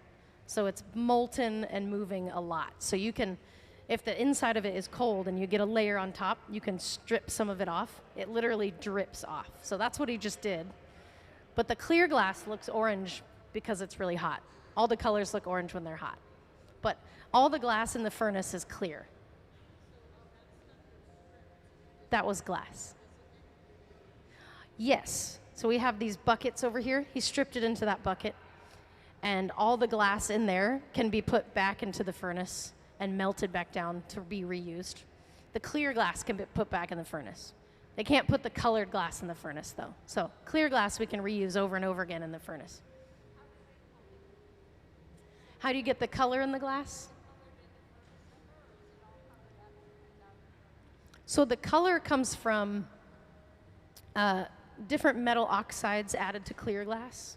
There's chemists that do that part and then sell it to us. So we go to the store. I'm going to grab something over here. We go to Olympic Color Rods is the name of one of the glass stores. We buy rods of color. So this is orange glass. It's just a solid rod of orange glass. You buy the glass color in rods like this, and you break them into chunks. And that's what they're using for their color. So you melt this down until it's the same temperature as the glass in the furnace, and you can add it as a layer to your piece. So they preheat it. That big gray box is like a big oven. It's sitting at about 1,000 degrees. So you put these in there cold, and then you turn the oven on, and it brings it slowly up to temperature. You get one of the rods, and you pick this up on the end of the rod, and you put it into what's called the reheating chamber, or the glory hole. That's what Gabe is using right now. It's the same temperature as the melting furnace, so you can use it to melt the color and to reheat the glass as you're working with it. So you melt it until it's the same consistency, same temperature as the clear glass, and then you can add it to your piece. Yeah. So we've got a couple layers of color on this one. There's a bubble inside there, but there's layers of opaque color covering it up, so you can't see the bubble, but it's in there, and he can blow and expand it. That pipe is just a big metal straw, so he literally blows into the pipe. The air expands the glass. As the glass gets colder, the color comes out more, so the color's not changing, it's just showing more because it's getting colder. All the colors look orange when they're hot, so as they cool, the color kind of comes out more. This is blue, so as it cools, it's going to look more blue, but when it's hot, it's going to look more orange.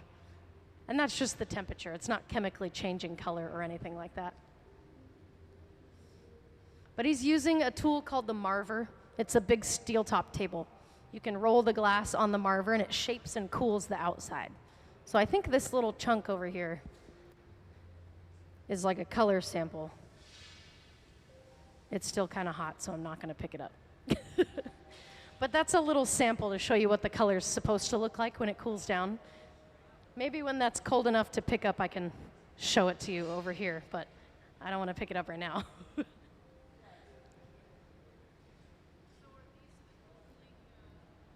Yes, this is called an annealing oven. Let me set this down. We've got multiple annealing ovens here. There's these big black boxes on these sides are annealing ovens. This is just a smaller one. They're using the big black one on that side today to load everything that they've made so far. If glass gets too cold too fast, it'll crack. So we have to put it into our annealing ovens to go through the annealing process. Glass has to cool down slowly or it breaks. The inside is cooling at a different rate than the outside. So we have to make sure we put it into the oven so that it all cools at the same temperature. If it cools at different temperatures, it stresses the glass out, and when glass gets stressed out, it cracks. So the annealing process has to be done no matter what shape, size, or color thing you're making. It all has to be put in that oven to cool down slowly. So this piece will go into one of the ovens when it's finished, but we still got a little more work to do. We're about to do a Swedish overlay, which is a pretty cool part of the process. Can we get the Swedish overlay diagram up on the screen, please? So this image shows what we're gonna do. We're gonna take a bubble, squish it onto the top, and then flip it inside out so that the color is on the outside. Oh. Am I in the way here? No, you're good. Okay. So Sarah is heating up the bubble that we're going to attach to the main body of the piece. We'll break the bubble that Sarah has off the pipe that it's on after attaching it to the one that Greg has at the bench. We'll heat it up, get it hot enough to where we can flip that bubble inside out. So they're lining up their temperature and timing to achieve that.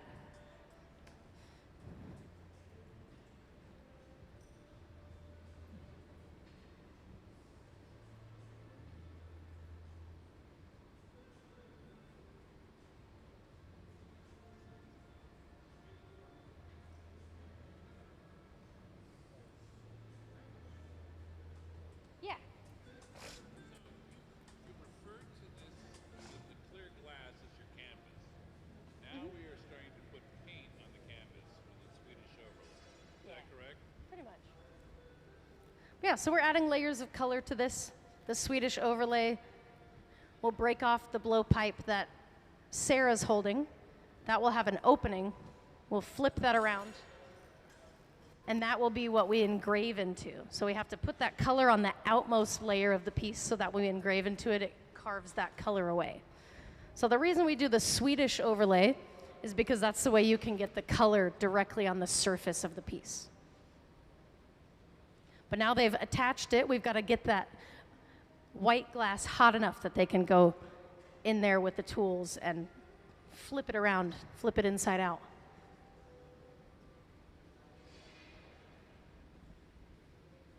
Sarah's got some drywood paddles in her hands. She's going to use those to shield Greg's hands at the bench because there's going to be a lot of heat radiating off the glass. They can shield his skin so that it's not so hot when it's a couple inches away from 2,000-degree glass. This piece of glass is not going to be any colder than about 1,000 degrees the whole time we're working on it. If it gets anywhere under 1,000 degrees for too long, it's going to break. So it has to be specific temperature or hotter. And he's now taking a tool and pushing that bubble to where it's flipping inside out. It's a pretty cool process called a Swedish overlay. So he's laying that color over the rest of the piece.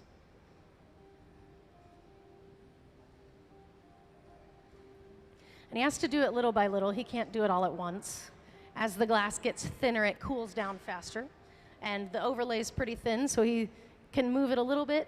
It gets cold and stiff. We have to heat it back up. And then he'll do it a little bit more again, little by little, until we get the whole thing flipped over.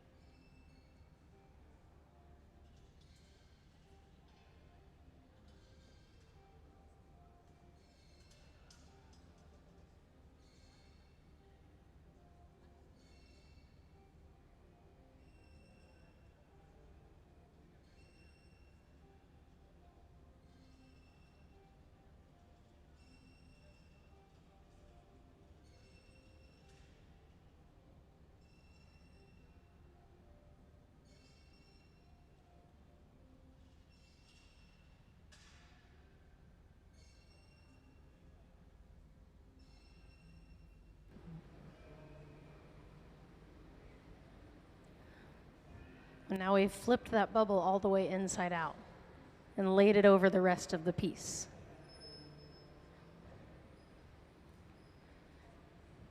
Could we show some of Greg's work up on the screen, please? So this is the end goal for these blanks. We've got the white on the outside. He's going to carve away at it to make cameos, which are the designs on the outside of the piece. So something similar to that. Different designs, different patterns and things on them, but we're making the blank pieces of glass that he can take and engrave into. So this is just the beginning, the first step of the process. It's multiple days of work. So we're making the surface that we can carve into. And once we have that, then we can carve into it and make these pieces. So we have to start at the beginning here. He's just making as many of these blanks as he can. And then his residency that he's gonna have in December will be a collaboration with another artist. Excuse me. They'll be here December 6th. Hold on, just let me find the information. Yeah, December 9th through 13th with another artist named Aya Oki. They will work on collaborating with the pieces he's making with other pieces that she will be making. They're going to put them together to make a collaborative body of work. So today is just a day that he's trying to make as many of these blanks as he can so he has a lot of material to work with his engraving. Greg does a lot of engravings to make cameos.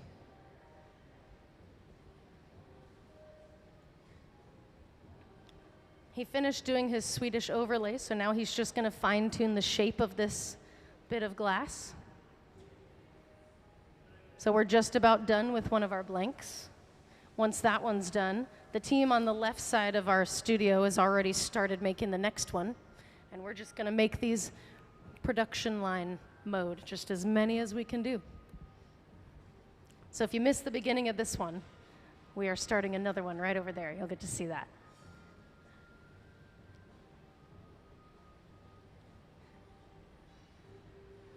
So Greg will sit at the bench to fine-tune and shape this bit of glass. He's going to have Gabe in the black hat here blowing into the pipe, which will inflate the bubble that's inside. We're not going to change the shape too dramatically, maybe make it a little bit rounder, because he wants this to be thick. He wants the glass to be thick so he can go into what's called the cold shop and engrave into the surface. The hot shop is where we work on the glass when it's hot. The cold shop is where you work on the glass when it's cold. So the cold shop, you can grind and polish and carve into the glass. Similar to like a wood shop, but it's for glass.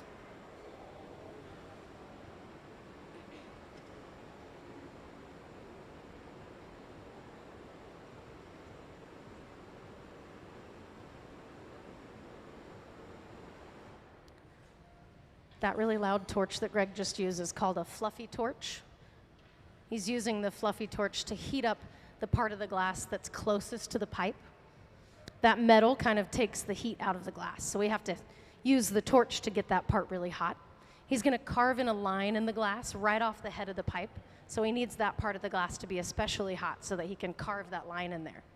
The line he's going to carve in is called the jack line, and that's like a score mark, so we can get the piece off the blowpipe.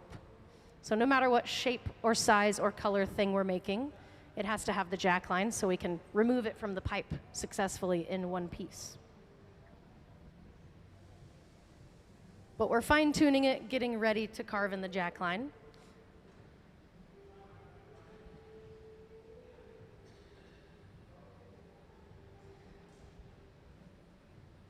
And glass blowing can be a very fast-paced artwork if you're making small things like these. Because the glass is really thin, you have to work on it really fast. The pieces, hold on.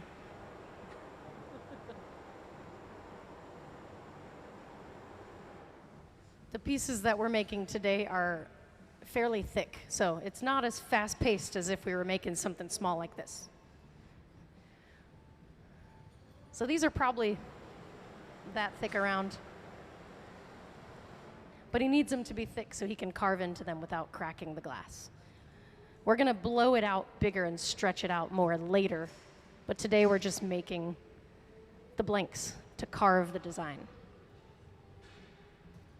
And if you guys have any questions, you can let me know.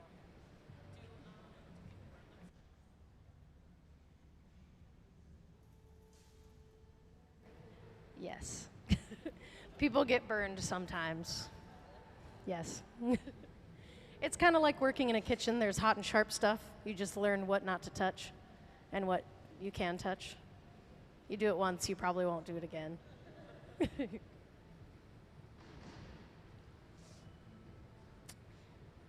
The most likely time you'll get burned is when you're experimenting and haven't made something before, or you haven't had much practice doing something. The more you practice, the better you get. It's like playing an instrument. You got to practice a lot to get better. Stuff breaks sometimes. Yeah, it's happened before. When you're learning how to blow glass, if you're not breaking it, you're not learning anything. Because that's how it's a trial and error process. That's how you learn, is by breaking it until you don't.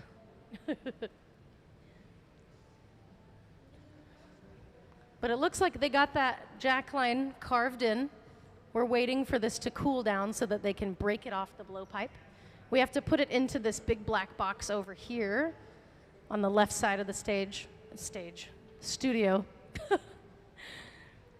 If it cools down too quickly, the glass breaks. So it has to cool down inside a controlled atmosphere. Annealing is the process, the slow cooling process of the glass. So as it cools, it goes through a molecular change that has to be done in a controlled way or the glass breaks from thermal shock. So we cool it down in the oven, which sounds backwards, but it has to go into the oven at about 950 degrees Fahrenheit. So this piece is around 950 degrees Fahrenheit.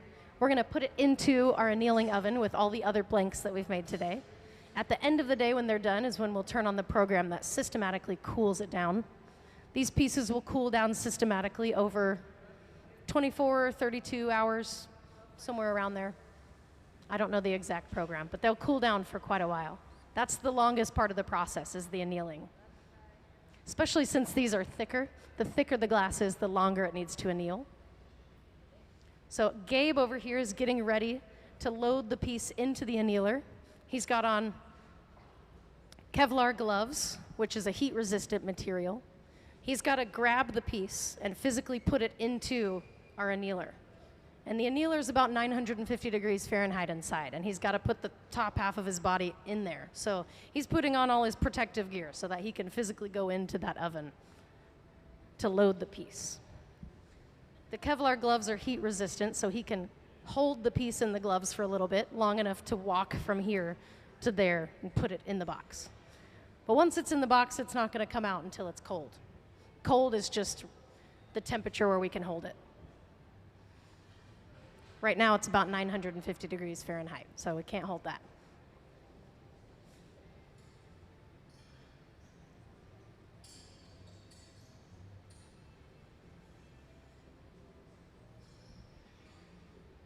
So these guys are just waiting until the piece is cold enough to put into the annealer.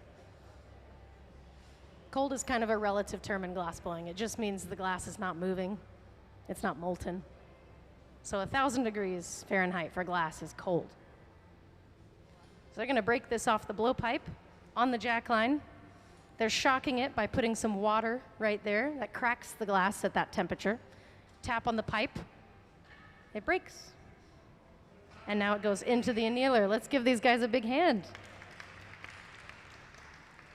Very nice. All right, now on to the next one. We're going to do it all again.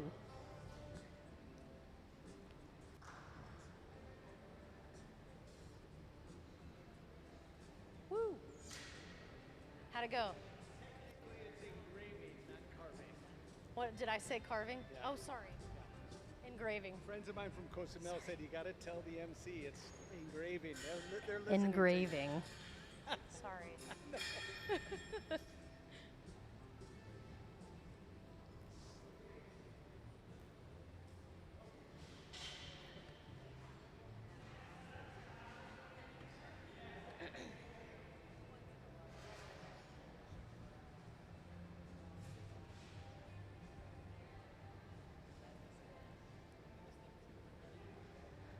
So now they're starting from the beginning to do it all over again. All of our bars of color are in here, getting hot. They take them out when we're starting to use them. So we just got one of our bars of color out of there. Now it is in the reheating chamber, or the glory hole, getting hot and molten. Once it's hot enough, we can add it to a bubble that Gabe is going to get prepared. And over on the left side of our studio, Sarah and Ben are getting the bubble ready for the Swedish overlay for the next piece. So it's a lot of moving parts. It's a lot of teamwork.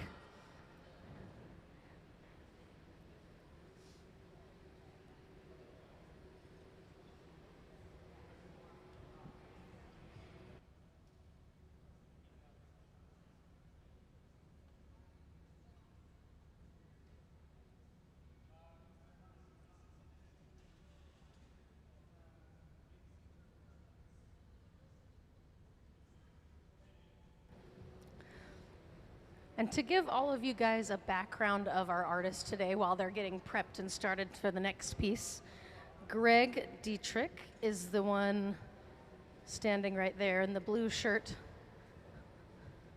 the one without a hat on. I'll read his biography and his artist statement for you guys here. Greg learned to blow glass in 1990 at the Appalachian Center for Crafts in Tennessee. He learned to engrave at Pilchuck Glass School in 1991 from a Czech engraver.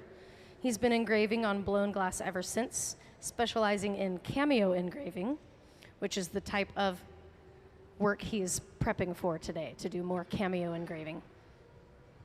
In 1998, he moved to the island of Cozumel, Mexico. There he opened up a studio and gallery named Galleria Azul, where he is still at this day, creates and sells his engraved glass vessels and lamps. He's taught classes in both the hot shop and in the cold shop at Pilchuck Glass School on 6 separate occasions since the year 2000. He's had various solo and collective exhibitions in different museums of Quintana Roo, Mexico. His artist statement here says, "I've been blowing and engraving glass for 35 years. I always put imagery in my pieces by way of engraving. The beauty found in all aspects of nature, plants, or animals is what inspires me and my imagery. I strive to make pieces that the viewer, be it myself or anyone else, thinks, wow, that is beautiful. If I achieve that, then I feel successful." So that's a little bit more about our artist. Some of his work is up on the screen. This is some work by another artist that he will be collaborating with in December, but this is one of his engraved pieces. So we're making the pieces so that he can engrave these designs on them and then make the shape on a later day. We're getting ready to do another one of our color overlays. A color overlay is literally taking color of glass and overlaying it on top of a clear bubble or another colored bubble. So that's what they're getting ready to do. Could we play the color overlay video?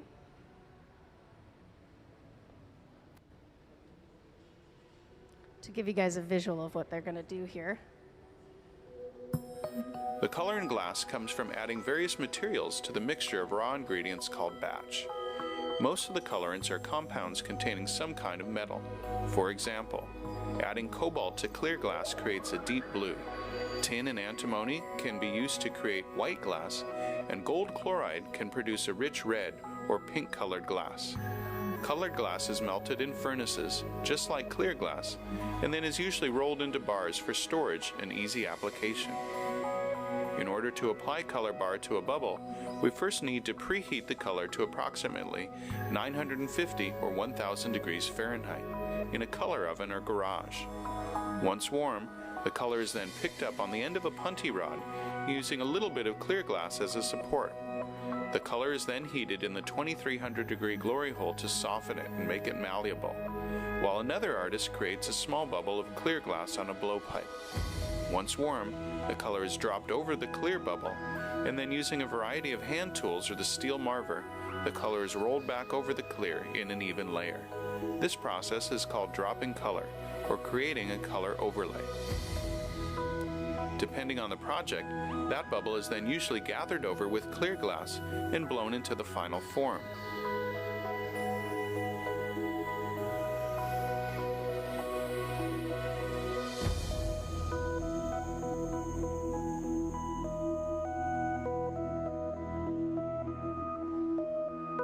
The finished product may appear to be all made from colored glass, but when viewed in cross-section, we can see that there is only a thin layer of color sandwiched between many layers of clear glass.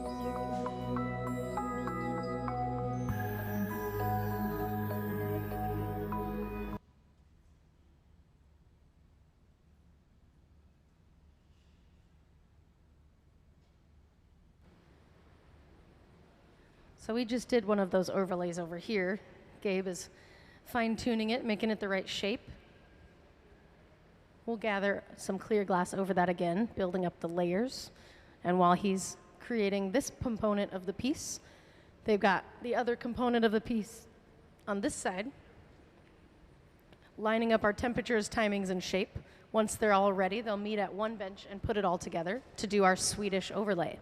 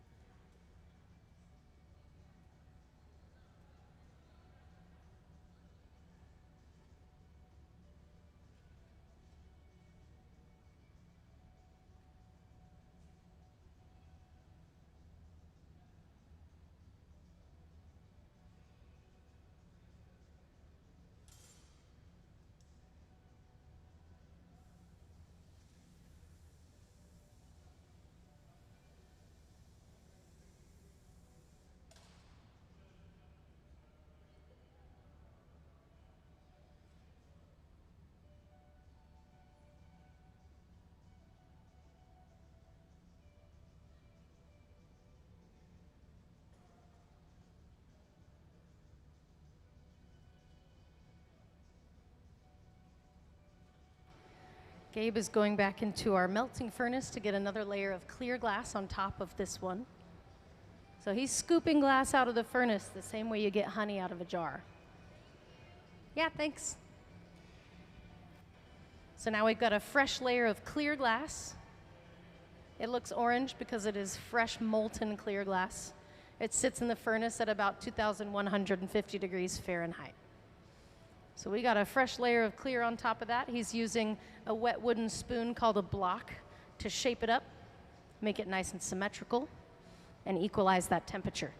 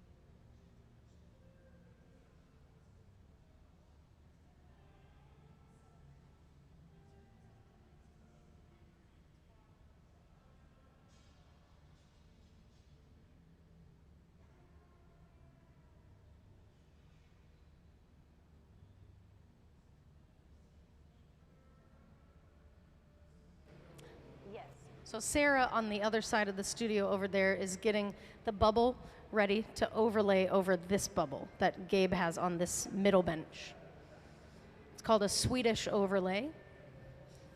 We're going to take that big white bubble that Sarah has, stick it onto the top of this bubble at the center bench, and then flip it inside out to fold it all the way around to cover the whole thing.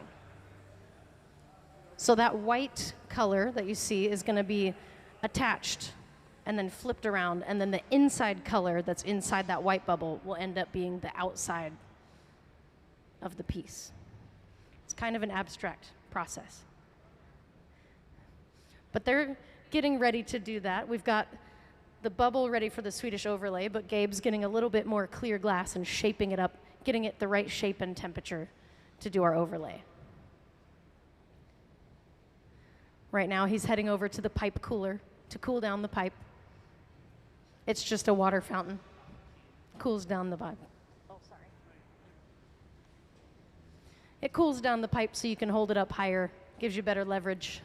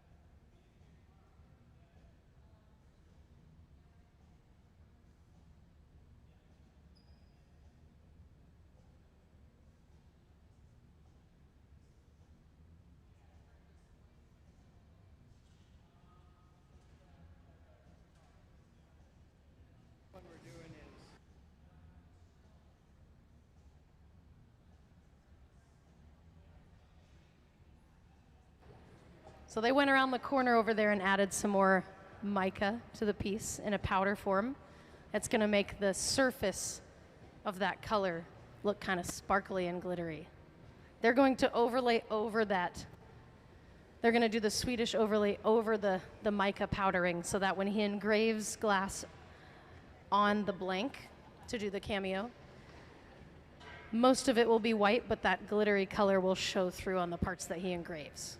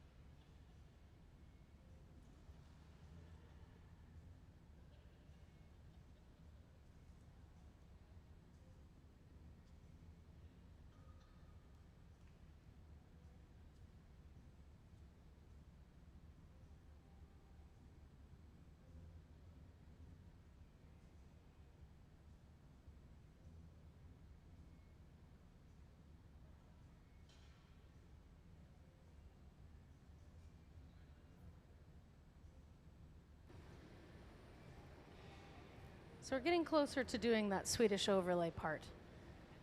Glass blowing is all about lining up the temperature and timing. So that's really what they're doing right now.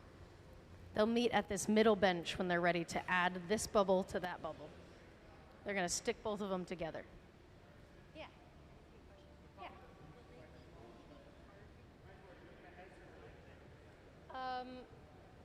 Will he be doing it like here? Yeah. I'm not sure. I think he's going to take these back with him home and engrave them there and then bring them back. Yeah. I don't know, actually. Yeah. He'll be doing a residency in December, so between now and then is when he'll be engraving these pieces that he's making today.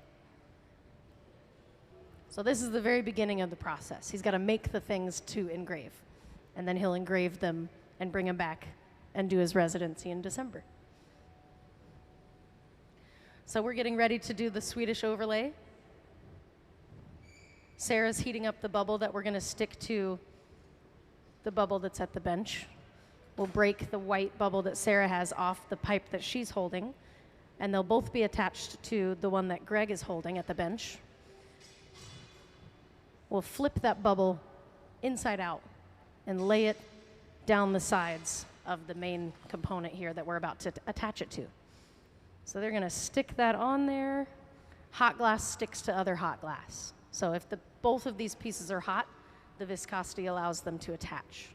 So they're attached now. Breaking it off of that pipe. Now there's a hole where we can go inside the piece and flip the bubble around, if that makes sense. Okay.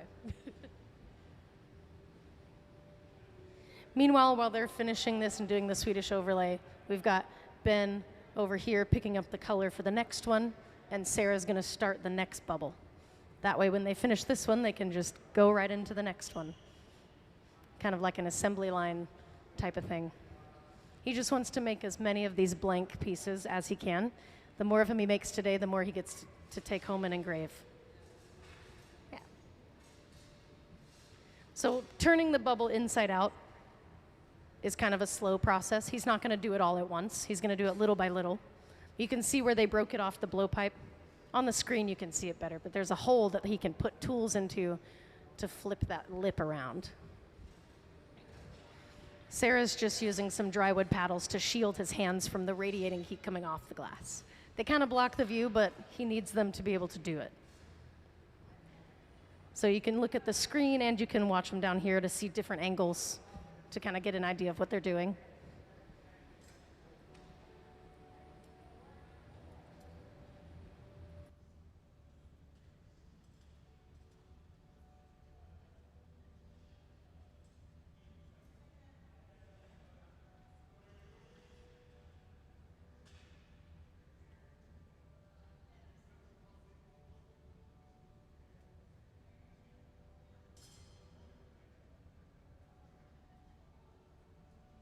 So we're slowly flipping this bubble inside out. The thinner the glass gets, the faster it cools. So this bubble that we're flipping inside out is kind of thin. So we've only got so much time to work on it until it gets too cold and he has to heat it back up to work on it some more. So little by little, they're going to flip it all the way around.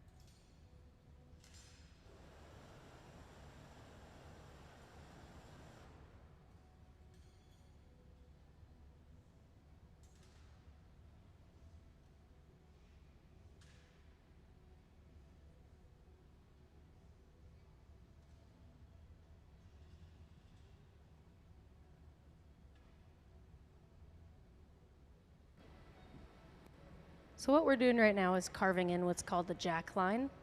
There has to be a way to get the piece off the blowpipe. So we're going to break it on this line that he's carving into the glass right now. It's kind of like a score mark. He's using a tool called the jacks. That's why it's called the jack line. We're going to break the piece off the pipe on that line.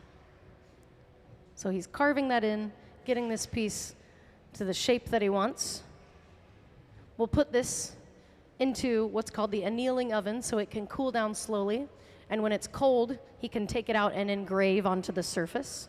That white is the outermost layer, so he can carve away at that outermost layer to reveal the color underneath to create a cameo, which is just the name for the engraved process piece.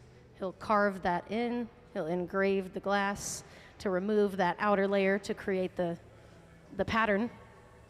And then at a later date, he'll come back in here in December for a residency where he'll take these engraved pieces, pick them back up on a stick and blow them out into a different shape.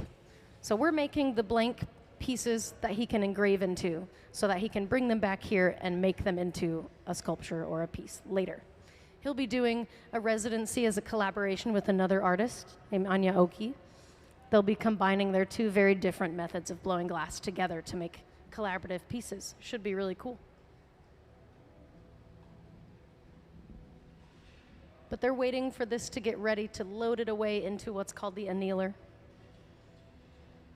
We're using the big black one over there. We've got a couple annealers throughout here, but we're using the one over there under that walkway, the big black box. It sits at about 950 degrees inside the annealer.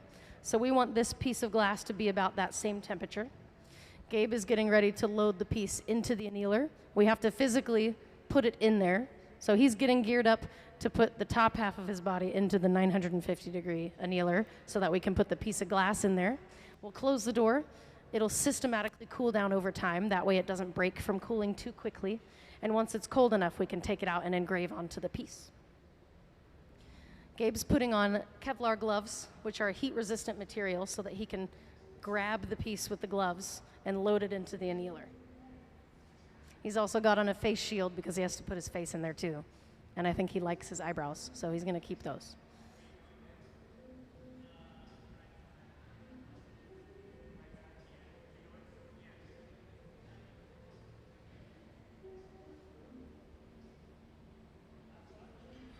On the far side of the studio over there, Ben and Sarah are getting the next piece ready for the next one of these blanks that they're going to make. They're just trying to make as many of them as they can today. So it's kind of like an assembly line. The more of these blanks he has to engrave on, the more pieces he can make. So he wants to make as many blanks as possible so that he has as many as he can engrave as possible. So we're breaking it off the blowpipe, putting water on that jack line, which shocks and cracks the glass. It makes a weak spot. He'll tap on the pipe, and it'll break right there where he wanted it to. Gabe will load that into the annealer. Yeah, clap it up. Another one in the box.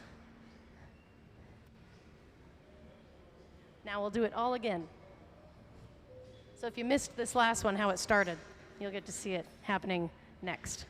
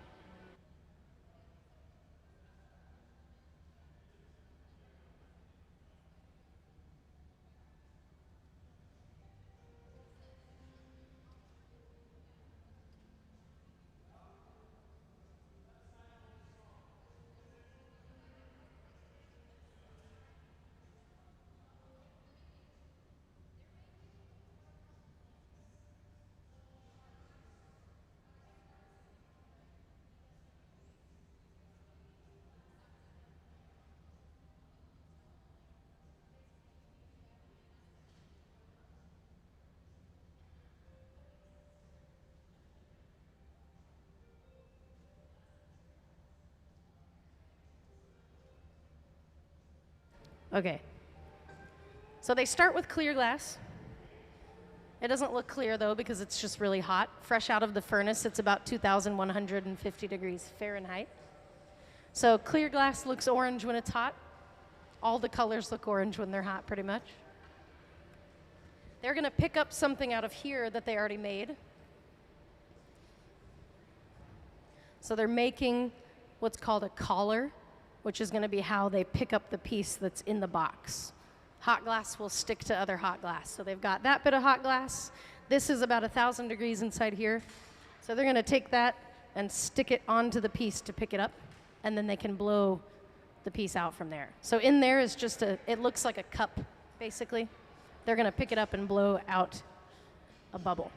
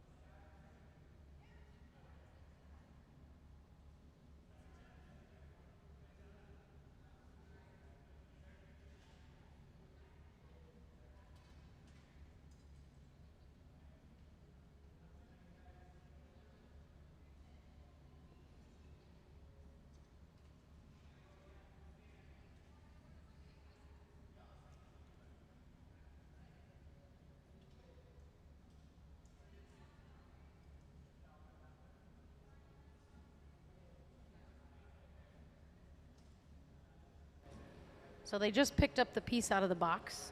Now it's attached to our blowpipe. They can blow the bubble that's inside there.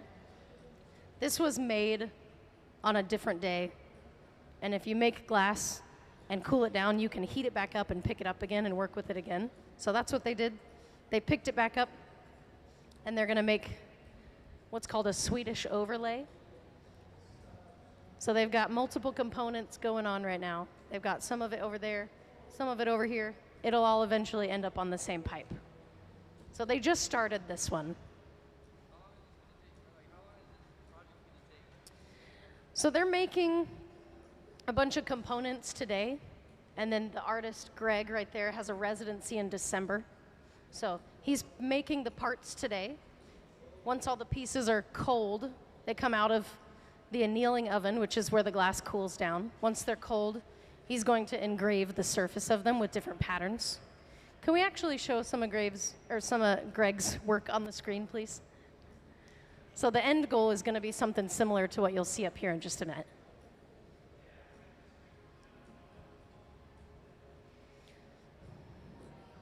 Maybe.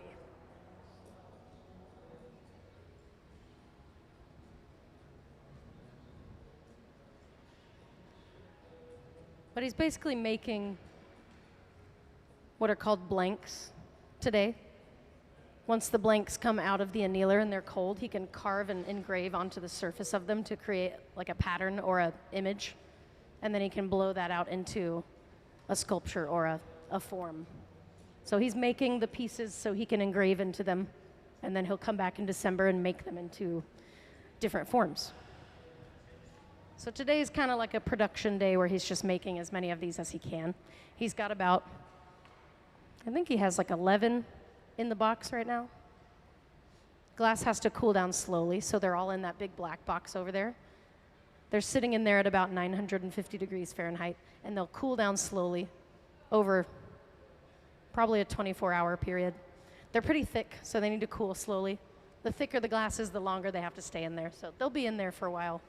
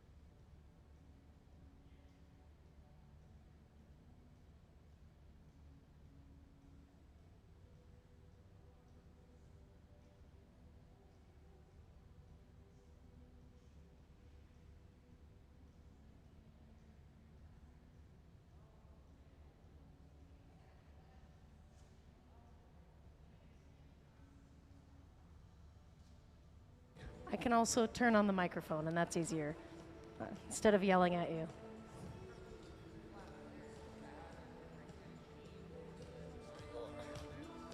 Sorry, the speaker's really loud. What's that?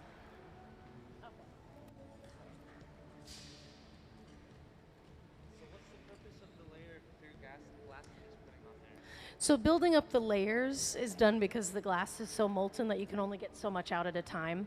You have to build it up in layers. The consistency of it is a lot like honey, where you can scoop it out, but you can only get so much because it wants to fall off. So that one was for heating it up, and that one over there is literally just filled with molten acid. Yes, that's the glass furnace. It holds about 1,000 pounds of clear glass. That's insane to think about. Is that always running? So The furnace is on all the time. that must be insanely expensive. My God.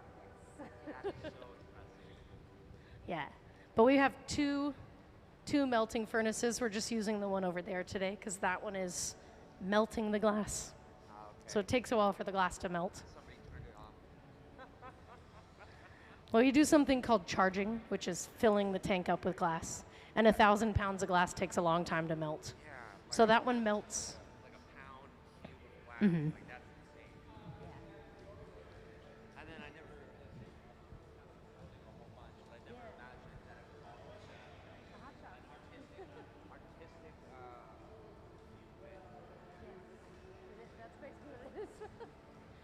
But he's been, our main artist, his name is Greg. He's the one standing in the blue shirt. And I have to say this in the microphone because it's a live feed, so I'm not just talking at you. I understand. Okay. Yeah, you gotta keep the online viewers interested. Yes, but Greg is our main artist. This is the last one of the day. They're making what are called blanks. And basically, a blank is like the canvas that he's going to engrave onto. So he's going to engrave onto this piece, and the layers of color, he'll remove the layers to show the ones underneath. So he'll engrave through it to create like an image or a pattern. But today is just a production day to make as many blanks as he can make so that he can take them with him and engrave them to come back in December. He has a residency with another artist where they're going to collaborate. So he's making these as prep for that residency. I was reading in the lobby that you guys that like pretty much most of the rotation in the shop is you guys get different artists from all over that come in here and utilize your guys' fabulous facility. We do residencies of glass artists that come from all over the world to use this studio. I can see why. And the team that works here. I can see why. Yeah. This is probably a very one-of-a-kind facility. It is. Sort of It's a really, college really nice glass blowing studio. Yeah, no kidding. Yeah. But they've got a component of it over here, and the other component of it is on that side. Can't really see it where we're sitting because the big gray box. But they're behind that at another bench making the other component of the piece. They're gonna do something called a Swedish overlay. So could we get the Swedish overlay image up on the screen? There it is. That's what they're gonna do. They're gonna take the bubble over there and squish it onto this one over here and then flip it inside out to overlay it onto this one, this bubble. So the bench on the far left, they're getting the overlay ready for the bubble, and at the middle bench, they have the bubble that they're getting ready to take the overlay and add them together, and then flip the bubble inside out to add layers of color to the glass. It kind of does have to take a team of people to accomplish this, huh? Yes, glass blowing is a very team-oriented sport. So Greg's taken this over to the pipe cooler. It's just a fountain, a water fountain that cools the metal pipe so you can hold it up higher. Gives you better leverage. Yeah, you can only hold on to it so long. Yeah. The metal pipe gets hot when you put it in the fire. So the whole thing doesn't get hot, just the part that's in the fire does. But it starts to get hot higher up where you want to hold it. You cool it down, the pipe cooler, and then you can hold it up higher, closer to the glass. Ooh, that's a nice one. I think I've done Yep. glass blowing a few times, and I've only ever made pennants. That just blows my mind. Isn't it cool? Yeah. Like, you're so So that'll be the inside of the engraving. The one that they're going to put on the outside will be the image that you'll see engraved. Right. So they'll engrave an image on the outside, and then that pattern will show through on the inside, where he removes the color that he'll be engraving through. Hope that made sense how I said that. It kind of does, although like only to the part of like that it is going to have to be engraved. I can't imagine in my mind like how the engraving works. Like, do you use a hot knife or something? You can engrave it with like a Dremel. You can sandblast it. Yeah, it doesn't have to be molten hot when you do that. Yeah. Of course. So he's gonna make these, and then he'll make these blanks, and when they cool down, when they're cold, you can take them into what's called the cold shop. So this is the hot shop. You work with the glass when it's hot. The cold shop, you work with the glass when it's cold. You can go into the cold shop and use like lap wheels and diamond wheels that can carve into and engrave the glass. It's kind of like a wood shop, but it's for glass instead of wood. It's the same type of equipment. That's funny to think about because I've Yeah. worked in wood shop quite a bit. And Yeah, you can use the saw and cut the glass. except the machinery is probably 10 times more expensive. It's diamond plated. Yeah. Yeah, it's pretty crazy. But can we show some of Greg's work up on the screen, please? So that's kind of what it's gonna. He's gonna engrave it to make patterns like that. Man, Greg, you rock. Yeah, he's pretty awesome. Yeah, he is. My goodness. I can read you if you want to know more about him. I have a little thing I can read about him, so you know more about the artist. Yeah.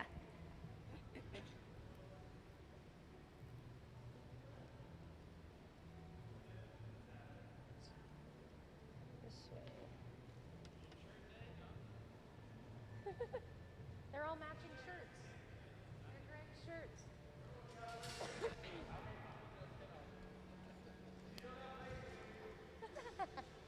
All right, so I'll read you a little thing about Greg so you can know more about him. His name is Greg Dietrich. Excuse me.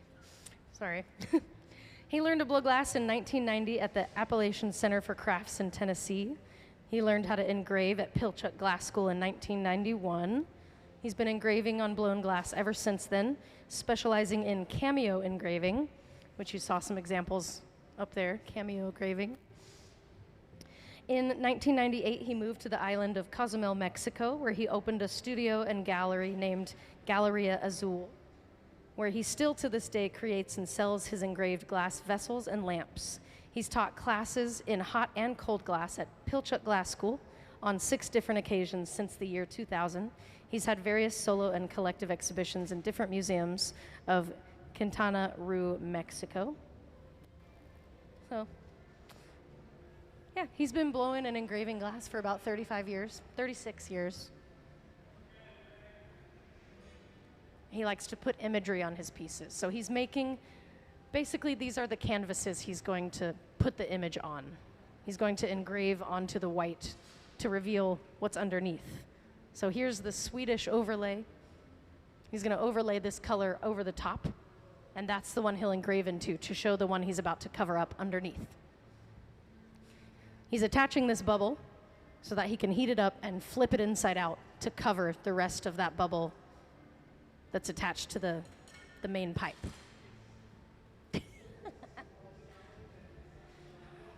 When glass is anywhere colder than about 1,000 degrees, if you put water on it, it cracks. So they put water on that spot and cracked it and then broke it off the pipe. So temperature and timing is all what makes glass blowing possible. Yeah. You wouldn't be good at glass blowing then. It forces you to be patient. It is very cathartic. It's very, yeah. But yeah, he broke the bubble off the other pipe, so he can put a tool inside it. It's kind of hard to see because Sarah is shielding his hands from the heat coming off the glass, which is necessary. Yeah. You can kind of see it better up on the screen, but he's taking that bubble and flipping it inside out right now. So he's pushing it towards the pipe to get that to kind of stretch and flatten over the piece. But the inside of the bubble is white. So when he flips it around, or he flips it inside out, the white will be on the outside. And that's what he'll engrave into. Yeah, it's a pretty cool process.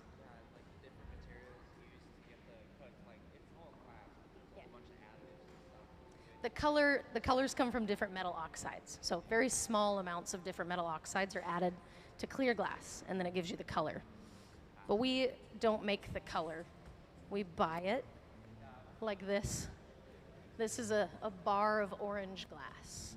So we buy these, and in that big gray box, they have a bunch of bars of the colors they're using in there.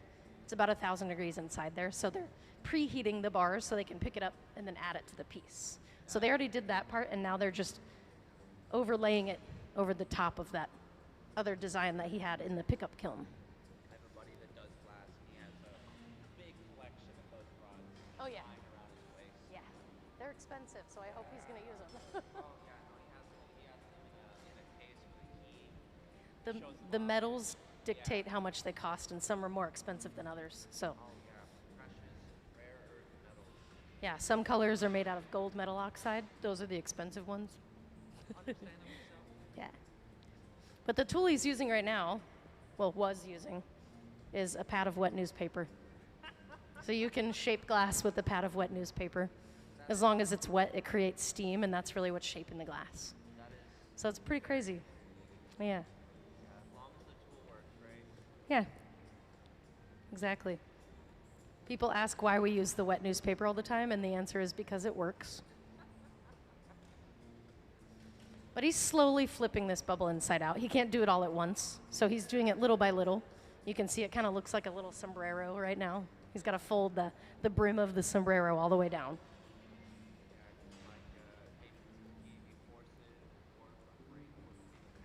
Yeah. A lot of people think that because the glass is so hot that there's a lot of like force that you apply, but it's actually a lot more finesse. Yeah, like honey. Like honey. Mm-hmm. Really hot honey. Yes. But Sarah's using those paddles to shield his hands, and that's why it's kind of blocking your view, but it's necessary because there's a lot of heat coming off the glass. His hands are really close, and they're going to get really hot if they're not protected. So she's shielding his hands so that he can do the move he needs to do. Yeah, I would imagine there's a lot of learning before this technique is allowed to be practiced. Yes. This is a more advanced technique, so a not very skilled glassblower would probably not be able to do this successfully.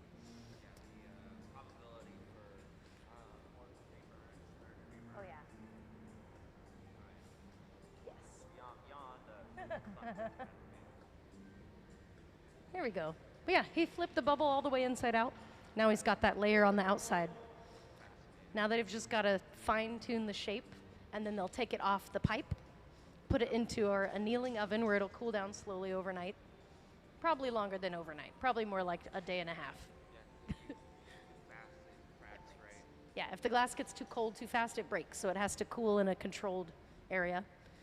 Our annealer's that big black box over there. He's got like 10 of these in there right now. It sits at about 950 degrees Fahrenheit. Gotta get that positively aligned, crystalline structure. Yes. It's a molecular change that happens in the glass as it cools. So it has to be done in a controlled environment. There's a lot of chemistry behind glass blowing.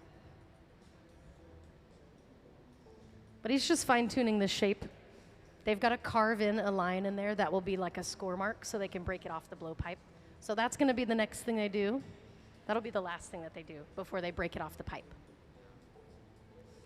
But he has a tool called the jacks that are they look like giant tongs. He's going to use those and squeeze the glass in between them to carve in a restriction line, and that'll be where you can break it off the pipe. Yeah. If there's not like a score mark, then the crack could just go down the side of the piece, and then it's toast. Once it cracks, it's pretty hard to fix the crack. Usually you just start over if it cracks.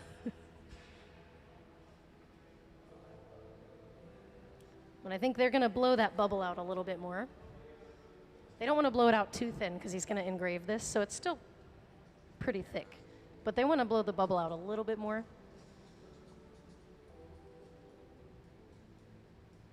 And then they'll carve that line in and take it off. the pipe. He's going to use this torch behind him. It's called a fluffy torch because the flame is fluffy. There's a fluffy torch and there's a hot torch, and the hot torch is a much more like fine-pointed flame for more specific spots that you want to heat up. The fluffy torch is to get like a general area of the glass hot. So they've got to heat up the area where they want to carve that line in. So he's going to use that to heat up the area to get it hot enough that they can actually squeeze in that line. The torch is really loud though, so I will not try to talk over it when they start using it. Very loud.